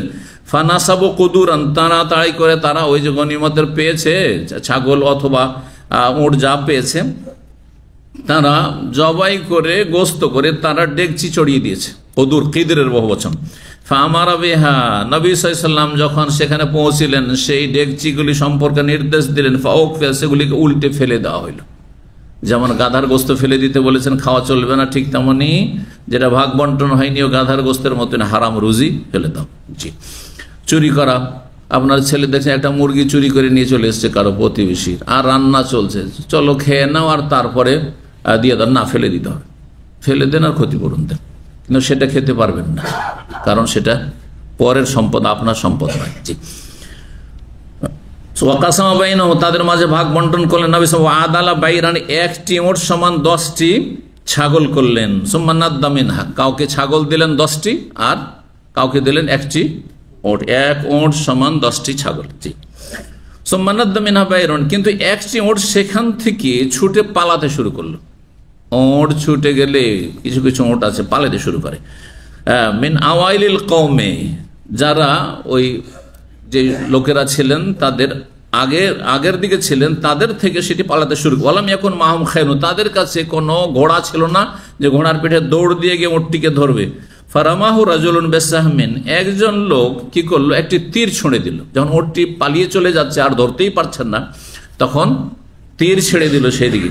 ফাহাবাসাহুল্লাহ, তারপরে আল্লাহ তাকে বাধাগ্রস্ত করলেন, মানে সেই ওটটি তখন আহত হয়ে পড়ে গেল। ফাকালা, তখন নবী সাল্লাল্লাহু আলাইহি ওয়াসাল্লাম বলেন, ইন্না লিহাযিহিল বাহাইমা আওয়াবিদা কাওয়াবিদিল ওয়াহশি, এই গবাদি পশুগুলির একটি স্বভাব রয়েছে। কি স্বভাব? বন্য পশুদের মতো পালায়নের স্বভাব রয়েছে। বন্য পশু যেমন মানুষকে দেখলে পালায়, তেমনি কিছু কিছু গবাদি পশু রয়েছে, গরু রয়েছে, কোরবানির গরু ছুটে গেছে, পালাতে শুরু করলো। হ্যাঁ, যেমন কুকুর, শিরগাল, কুকুর তো অনেক সময় পালায় নাই, কিন্তু বন্য পশু যেগুলো শিরগাল, শিয়াল, বাঘ, মানুষ যদি দেখে যে ভয় পায় তখন পালাবে। এটা হচ্ছে আসল। 37 নম্বর বাবনে হচ্ছে কোন সম্প্রদায়ের একটি ওট যদি পালাতে শুরু করে, ফারামাহ বাজন, কেউ যদি তের ছুড়ে দেবে, সাহমিন ফাকাতাল, তারপর সেটাকে হত্যা করে, ফারাদা সালাহ, উদ্দেশ্য তার কিন্তু তাদের ক্ষতি করা ছিল না, উপকার করা ছিল। যে উটটা হাতছাড়া হয়ে যাচ্ছে বা বকরিটা হাতছাড়া হয়ে যাচ্ছে, তো এটাকে আমি তীর ছেড়ে কি করি, মেরে দিই, যাতে করে অন্তত পেয়ে যায়। ফাহুয়া জায়েজ, তাহলে জায়েজ। লেখাবরে রাফি, মর্মে রাফি বিন খাদিজার হাদিস 5544 নম্বর হাদিস। যেহেতু অল্প একটাই হাদিস রয়েছে আর কয়েকটি আয়াত রয়েছে, আমরা আজকে শেষ করে ফেলি। তো বলছেন এতে আমাদের অধ্যায় এই আপনার জবাই আর শিকারের অধ্যায় আমরা শেষ করে দিতে পারবো। 5544 নম্বর হাদিস মনে করছেন রাফি বিন খাদিজ, তিনি বলছেন, কন্যা মান নবী সাফারে, আমরা সফরে ছিলাম নবীর সাথে। ফানাদ্দা বাইরুম মিনাল ইবলি, উটের পাল থেকে একটি উট পালাতে শুরু করলো ছুটে। কালা ফারামাহু রাজুলুন বিসাহমিন, একজন সাহাবী তিনি একটা তীর ছুঁড়ে দিলেন। ফাহাবাসাহু, তারপর সেটাকে বাধাগ্রস্ত করলেন। কাল সুম্মা কাল, তারপরে নবী সাল্লাল্লাহু আলাইহি ওয়াসাল্লাম বলেন, ইন্না লাহা আওয়াবিদ কা আওয়াবিদুল ওয়াহশি, এই উটেরও একটা খারাপ স্বভাব রয়েছে, পালায়নের, বন্য পশুর পালায়নের মতো। ফামা গালাবাকুম মিনহা, যেটা তোমাদেরকে পরাস্ত করে দেয়, মানে অপারগ করে দেয়, ধরতে পারছো না, তাহলে কি ফাসনাবে হাকাজা, এমনটাই করি, অর্থাৎ তীর ছুঁড়ে দাও অথবা কোনো অস্ত্রের আঘাত, বল্লম, বর্ষা, যা কিছু একটা ছুঁড়ে দাও, ধারালো অস্ত্র, আর সেটা দিয়ে রক্ত যদি ঝরিয়ে দিতে পারো, যে কোনো জায়গায় যদি গায়ে লাগে, গলাতে লাগা জরুরি নয় তখন সেই ক্ষেত্রে, আর তাতে যদি সে মরেও যায়, বিসমিল্লাহ পড়ে যদি সেই অস্ত্র ছাড়ো, তাহলে সেটা কি হয়ে যাবে, হালাল হয়ে যাবে। এর আগে বলেছিলাম মনে আছে তো, জবাই হচ্ছে দুই রকম, একটা হচ্ছে এখতিয়ারি স্বাধীনভাবে জবাই করা, আর একটা হচ্ছে নিরুপায় জবাই করা। এটা হচ্ছে নিরুপায় জবাই করা, যেহেতু গলাতে জবাই করতে পারছে না, ধরতে পারছি না পশু। আমি বললাম, হে আল্লাহ রাসূল, ইন্না নাকুনু ফিল মাগাজি ওয়াল আসফার, আমরা কখনো কখনো যুদ্ধের সফরে থাকি, কখনো এমনি সফরে আর কখনো যুদ্ধের সফরে। ফানুরিদু আন নাযবাহ, আমরা জবাই করতে চাই, ফালা ইয়াকুনু মুদান, কিন্তু আমাদের কাছে কোনো ছুরি থাকে না, কি দিয়ে জবাই করব? কালা আরেন মা আনহারাদ দাম, তাড়াতাড়ি করো এমন কোন ধারালো বস্তু দিয়ে যাতে রক্ত ঝরিয়ে দেয়, রক্ত বহিয়ে দিতে পারলে কাজ হয়ে যাবে। আও নাহারা বলেছেন, আরেন বলেছেন, মা আনহারা দাম, আও নাহারার দাম বলেছেন, রক্ত ঝরিয়ে দিলেই হলো বা ঝরে গেলেই হলো। ওয়া যুকিরা ইসমুল্লাহ, এবং বিসমিল্লাহ যদি বলা হয়, বিসমিল্লাহ বলে কিন্তু রক্ত ঝরাইতে হবে, বিসমিল্লাহ না বললে হবে না। এই হুকুমটাও বলে দিই, বা এর আগে বলা হয়েছে, আবার রিপিট করে দিই, যেহেতু অন্য দিনে আলোচনা এসে গুরুত্বপূর্ণ আলোচনাটি। ফাকুল, তাহলে খাও, বিসমিল্লাহ বলা হয়েছে আর রক্ত ঝরানো হয়েছে, দুটো যদি থাকে, মরেও যায়, তাহলে খেতে পারো সেটি। আর কিসে জবাই চলবে? গায়রা সিন্না, দাঁত দিয়ে জবাই করা চলবে না, নখ দিয়ে জবাই করা চলবে। ফাইন্না সিন্না আজমন, কারণ দাঁত হচ্ছে হাড্ডি ধরনের, ও জুফুর, আর নখ হচ্ছে মুদাল হাবশা, হাবশি কাফেরদের ছুরি, সুতরাং কাফেরদের অনুকরণে জবাই করা চলবে না। এখন একটা মশলা বলতে চেয়েছিলাম, সেটি হচ্ছে বিসমিল্লাহ বলার হুকুম কি জবাইয়ের সময়? হুকুম 5 রকমের। কোনটা? ফরজ, হ্যাঁ, সবার জন্য। যদি ভুলে যায় একজন মুসলিম জবাই করার সময় বিসমিল্লাহ ভুলে গেছে, আর জবাইটা করে দেওয়ার পরে বিসমিল্লাহ বললে আহা ইন্না লিল্লাহ, ভুলে গেছে, কি হবে এখন পশুটার? যারা হারাম বলছে হাত উঠাবে। কেউ হাত উঠাতে চায় না, সবাই খেতে চায়, নষ্ট করতে চায় না কেউ। মাশাআল্লাহ, ভালো তো। হ্যাঁ, খাওয়ার সময় বিসমিল্লাহ, সেটাও ফরজ নয়, সেটাও ফরজ নয়, সেটাও ফরজ নয়, সেটা সুন্নাত মুস্তাহাব। জি, হ্যাঁ, না ওর কাজ হবে না এটাতে, এইখানে হবে না, জবাই মরে গেছে, জবাই করা হয়ে গেছে। বেঁচে থাকলে আরেকবার বিসমিল্লাহ বলে আপনি করেন, কিন্তু বেঁচে তো নেই। হ্যাঁ, দেখেন এই মত, এই মর্মে কয়টি মত রয়েছে বলেছিলাম না? 5টি করতে বললেন, আমি 3টির বেশি 4টি যাই না, এরা 5টি জানি। আমার চেয়ে তো বড় আলেম হয়ে গেল এরা, মুশকিল। 3টি মত রয়েছে জবাই সময় বিসমিল্লাহ বলার হুকুম সম্পর্কে। 3টি মত রয়েছে আইম্মায়ে কেরামদের। একটি মত হচ্ছে মনে থাকলে ফরজ, ভুলে গেলে মাফ। ঠিক আছে, এটা মাঝামাঝি মধ্যমপন্থীদের মত, এটা অধিকাংশ আইম্মায়ে কেরামদের মত, এটি হচ্ছে সঠিক।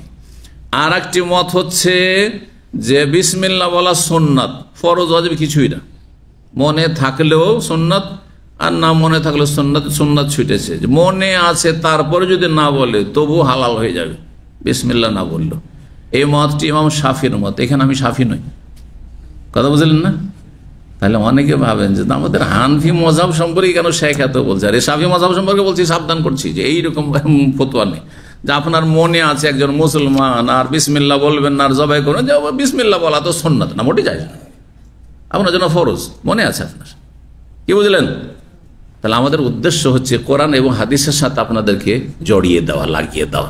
আমাদের উদ্দেশ্য কোনো মযহাবের বিরোধিতা করা না, পজিটিভ আমাদের উদ্দেশ্য হচ্ছে আপনি কোনো ব্যক্তি পূজায় যাবেন না, অন্ধ অনুসরণে যাবেন না, এগুলো থেকে মুক্তি লাভ করে রাসূলুল্লাহর অনুসারী হবেন।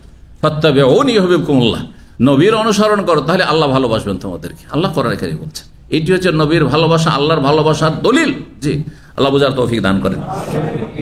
কি বলছিলাম, 2টি মত হয়ে গেল। একটা হচ্ছে মনে থাকলে ওয়াজিব আর মনে না থাকলে মাফ, এটি হচ্ছে মধ্যম পন্থা। এটি হচ্ছে সিংহভাগ সমস্ত মুহাদ্দিস প্রায়, আর তারপরে আপনার আবু হানিফা আর আপনার মালিক, আহমদ, সবারই মত, এমনকি হানিফি মাযহাব। জি, মনে থাকলে ওয়াজিব আর না হলে ওয়াজিব নাই। আর একটি মত হচ্ছে একবার শক্ত মত, আর একটি মত হচ্ছে শক্ত মত। কি? যে জবাইয়ের সময় বিসমিল্লাহ বলা শর্ত ফরজ, কোনো মতে ছাড় নাই। এই শর্ত যদি কেউ পুরা না করে, বিনা বিসমিল্লাতে জবাই করে দেয়, তাহলে সেই পশু হালাল নয়, মৃত, হারাম। বোঝা গেছে? এটি জাহেরি একটি মযহাব ছিল, ইমাম দাউদ জাহেরি তার ইমাম ছিলেন এক সময়, তাদের অনুসারী তেমন নেই ওই রকম। তো এই জাহেরি মযহাব আর কিছু কিছু ওলামা সেদিকে গেছেন যে সর্ব অবস্থায় শর্ত বিসমিল্লাহ বলা, বিসমিল্লাহ যদি ভুলেও যায় তবু হালাল হবে না, কিন্তু এই মতটি ঠিক নয়। জি, মনে থাকবে? জি হ্যাঁ, মনে রাখার চেষ্টা করবেন, এবং বিসমিল্লাহ বলা ওয়াজিব, যদি ভুলে যায় তো আল্লাহ মাফ করবেন। 38 নম্বর অধ্যায়, বাবু আকলিল মুদ্দার, এই দিয়ে আমরা শেষ করছি। এই অধ্যায় হচ্ছে নিরুপায় ব্যক্তির খাবার। নিরুপায় ব্যক্তি কি খাবে? কিছুই নাই, কিছুই নাই খাবার, অনাহারে মরে যাচ্ছে, তখন হারাম খাবার তার জন্য জায়েজ, যতটা খেয়ে নিজেকে বাঁচাতে পারে, পেট পুরে নয়, যতটা খেলে এখনকার মতো আমি বেঁচে যাব, মরবো না, তো তারপরে আগামীতে আবার দেখি কোনো হালাল কিছু পাওয়া যায় কিনা, তো হারাম খাওয়া যায়। এই মর্মে কোনো হাদিস ইমাম বুখারী রাহিমাহুল্লাহ নিয়ে আসেননি, যেহেতু হাদিস থাকলেও সেই হাদিসগুলি তার শক্ত, যেহেতু তার শর্ত হচ্ছে বেশ শক্ত কড়া শর্ত, সেই শর্ত সাপেক্ষ হয়নি, সেজন্য হাদিস নিয়ে আসেননি। কিন্তু কোরআনে কারীমের বেশ কিছু আয়াত নিয়ে এসেছে, যে আয়াতগুলোতে মুদ্দার নিরুপায় ব্যক্তির জন্য হারাম ভক্ষণ করা, হারাম পান করা জায়েজ। পিপাসায় মরে যাচ্ছে, এমন কোন বিকল্প কিছু পাই যেটা হারাম কিন্তু পিপাসা নিবারণ করতে পারে, দূর করতে পারবে, তাহলে জায়েজ। সীমিত আকারে, যতটা প্রয়োজন, সীমা লঙ্ঘন করে নাই। আর তার যেন কোনো সে কার উপরে সীমা লঙ্ঘন না করে, অর্থাৎ সে যেন কোনো দেশদ্রোহী না হয়, খুনি না হয়, কাউকে খুন করে পালাচ্ছে আর তারপরে সে না খেয়ে মরে যাচ্ছে, আর তারপর বলছে আমি না খেয়ে যেহেতু মরে যাচ্ছি সেই জন্য না, তুমি সীমা লঙ্ঘনকারী, বাগী, সুতরাং তোমার জন্য এই বৈধতা নেই। তাহলে যেই ব্যক্তি কোনো পাপ করে, অন্যায় করে সে কোথাও যাচ্ছে আর সে নিরুপায় হয়ে গেছে, এখন না খেয়ে মরে যাচ্ছে, তার জন্য বৈধতা নেই। আর বৈধতা সে কতটা, ওয়ালা আদিন, সীমা লঙ্ঘন করবেন না, যতটা খেয়ে আপনি নিজেকে বাঁচিয়ে রাখতে পারেন, তারপরে হালাল খাবারের তলাশ করতে পারেন। জি, তো তারপরে আয়াতগুলি আমরা দেখি। আয়াতগুলি সংক্ষেপে এখানে ইমাম বুখারী রাহমাহুল্লাহ এসেছেন। বলছে বাবু আকলিল মুলতা, নিরুপায় ব্যক্তির খাবার সম্পর্কে কাউলিহি তাআলা, এই মর্মে মহান আল্লাহর বাণী রয়েছে, ইয়া আইয়ুহাল্লাযীনা আমানু কুলু মিন তাইয়্যিবাতি মা রাযাকনাকুম, হে ঈমানদারগণ তোমরা তোমাদেরকে যা রিজিক দিই তা থেকে পাক পবিত্র খাও, কিন্তু পাক পবিত্র যদি না পাওয়া যায়, হালাল না পাওয়া যায়, তাহলে খেতে পারবে গায়রা বাগিন ওয়ালা আদিন, সীমা লঙ্ঘন করবে না। আর কার উপরে অন্যায় করে, খুন করে অথবা দেশদ্রোহিতা করি, কোথাও দেশের নাশকতামূলক কাজ করে পালাচ্ছেন আর আপনি সব বৈধ করে নিলে চলবে না। ইলা কওলি ফালা ইসমা আলাইহি, তার গুনাহ নেই, নিরুপায় ব্যক্তির কোনো গুনাহ নেই। এখানে 172 173 রয়েছে। ফামানিতুর রাফি মাখমাসাতিন, আর তারপরের আয়াত সূরা মায়েদার আয়াত নম্বর 3 রয়েছে ফামানিতুর রাফি মাখমাসাতিন গায়রা মুতাজানিফিন লাইসা ফাইন্নাল্লাহু গফুরুর রহিম। কোন ব্যক্তি নিরুপায় হয়ে যায়, ফি মাখমাসাতিন, ক্ষুধার্ত হয়ে, গায়রা মুতাজানিফিন লিইসমিন, কিন্তু সেই ব্যক্তি গুনাহগার নয়, পাপী নয়। এমন না যে পাপ করতে গিয়ে এরকম দশা হয়েছে তার, সে নিরুপায় হয়ে গেছে, প্রচন্ড ক্ষুধার্ত হয়েছে, তা নাই, তাহলে খেতে পারে সে তার যেটা যতটা জরুরি। ফাইনাল্লাহু গফুরুর রহিম, আল্লাহ তাকে মাফ করবেন। অন্য আয়াতের সূরা আনামের আয়াত নম্বর 118 19 রয়েছে ফাকুলু মিম্মা যুকিরা ইসমুল্লাহি আলাইহি ইন কুনতুম বিআয়াতিহি মুমিনিন, যার উপর আল্লাহর নাম উচ্চারণ করে বিসমিল্লাহ বলা হয়, সেই পশু, জবাকৃত পশু তোমরা খাও যদি তোমরা সত্যিকার অর্থে তার বিধিবিধানের আয়াতের প্রতি ঈমানদার হয়ে থাকো। আর তারপরে নিরুপায় ব্যক্তির জন্য খাওয়ার বৈধতা রয়েছে যতটা তার প্রয়োজন হয়। আর তারপরের আয়াত নিয়ে এসেছেন সূরা আনামের 145-এ, সেখানে বলছেন, আল্লাহ বলছেন কুল্লা আজদ, হে নবী বলে দাও আমি পাচ্ছি না, ফিমা উহিয়া ইলাইয়া, যা কিছু আমার কাছে ওহী করা হয়েছে কোরআনে, তাতে মুহাররামান, কোনো হারাম বস্তু, ইল্লা আইয়া, কোন যে আয়াত একটু আগে বললাম, যদি সেটি মৃত হয়, মরা কোনো জীবজন্তু, অথবা রক্ত হয়, অথবা শুকুর হয়। আর তারপরে নিরুপায় ব্যক্তি যদি দেখে যে না খেয়ে মরে যাচ্ছি আর আমার সামনে শুকুর ছাড়া কিছু নেই, আমার ছাড়ে মরা, একটা মরা বকরি পড়ে আছে, মরা কোনো গরু পড়ে আছে, সেটা খাওয়া ছাড়া কোনো উপায় নেই, তাহলে জায়েজ রয়েছে। জি, তো তারপরে বলছেন ইবনে আব্বাস রাদিয়াল্লাহু তাআলা, দামান মাসফুহান যে বলা হয়েছে, ইবনে আব্বাস তাফসীরকে মুহরাকান, মানে এমন রক্ত যেটা প্রবাহিত, রগ থেকে বহে চলে যায় যেটা, আর যেটা গোস্তে লেগে থাকে সেটা নাপাক নয় এবং সেটা হারাম নয়। এই জন্য কোনো ব্যক্তি গোস্ত কিনে নিয়ে যদি না ধুয়ে, আমরা তো বাঙালিরা ধুয়ে পাক করি, তাই না, ধুয়ে টুয়ে কয়েকবার ধুয়ে তারপরে পাক শাকে চড়ায়, কিন্তু বিনা ধোয়াতে গোস্ত কিনে নিয়ে আসার, গোস্তের গায়ে রক্ত লেগে আছে, রান্না করে নিলেন, আর তাতে ঝোলে তো কিছু গোস্তের সাথে রক্ত থেকে গেল, কারণ গোস্ত রক্ত লেগেছিল, তাই না, তো সেটি জায়েজ, কিন্তু সেটা যেহেতু দামে মাসফু নয়। সূরা নাহলের আয়াত নম্বর 114-তে রয়েছে, সেখানে ফাকুলু মিম্মা রাযাকাকুমুল্লাহু হালালান তাইয়্যিবা, তোমরা আল্লাহ তোমাদেরকে যে রিজিক দিয়েছেন হালাল এবং পাক পবিত্র তা খাও, কিন্তু যদি হালাল পাক পবিত্র না পাও আর মরে যাওয়ার আশঙ্কা থাকে, তাহলে যদি সীমা লঙ্ঘনকারী না হও আর অতিরিক্ত না খাও, পেট পুরে না খাও, যতটা জরুরি ততটা খাও, তো আল্লাহ জায়েজ করেছেন। এখানে আজকের আলোচনা শেষ করছি। তাহলে আমাদের সামনে সূরা বাকারা আয়াত রয়েছে, তারপরে সূরা মায়েদার আয়াত রয়েছে, সূরা আনামের আয়াত রয়েছে, সূরা আনামের 2বার রয়েছে, আর সূরা নাহলের রয়েছে, 4-5টি আয়াত রয়েছে যেগুলি সংক্ষেপে রয়েছে, আর সময় স্বল্পতার জন্য আমিও সংক্ষেপ করলাম। জাযাকুমুল্লাহ খাইরান। আর এখানে আমাদের এই পর্ব শেষ হলো। আগামী পর্ব আমাদের কুরবানি সম্পর্কে শুরু হবে। বারাকাল্লাহু ফিকুম। আল্লাহ আপনাদের ভালো করুন। সুবহান রাব্বিকা রাব্বিল ইজ্জাতি আম্মা ইয়াসিফুন ওয়া সালামুন আলাল মুরসালিন ওয়ালহামদুলিল্লাহি রাব্বিল আলামিন।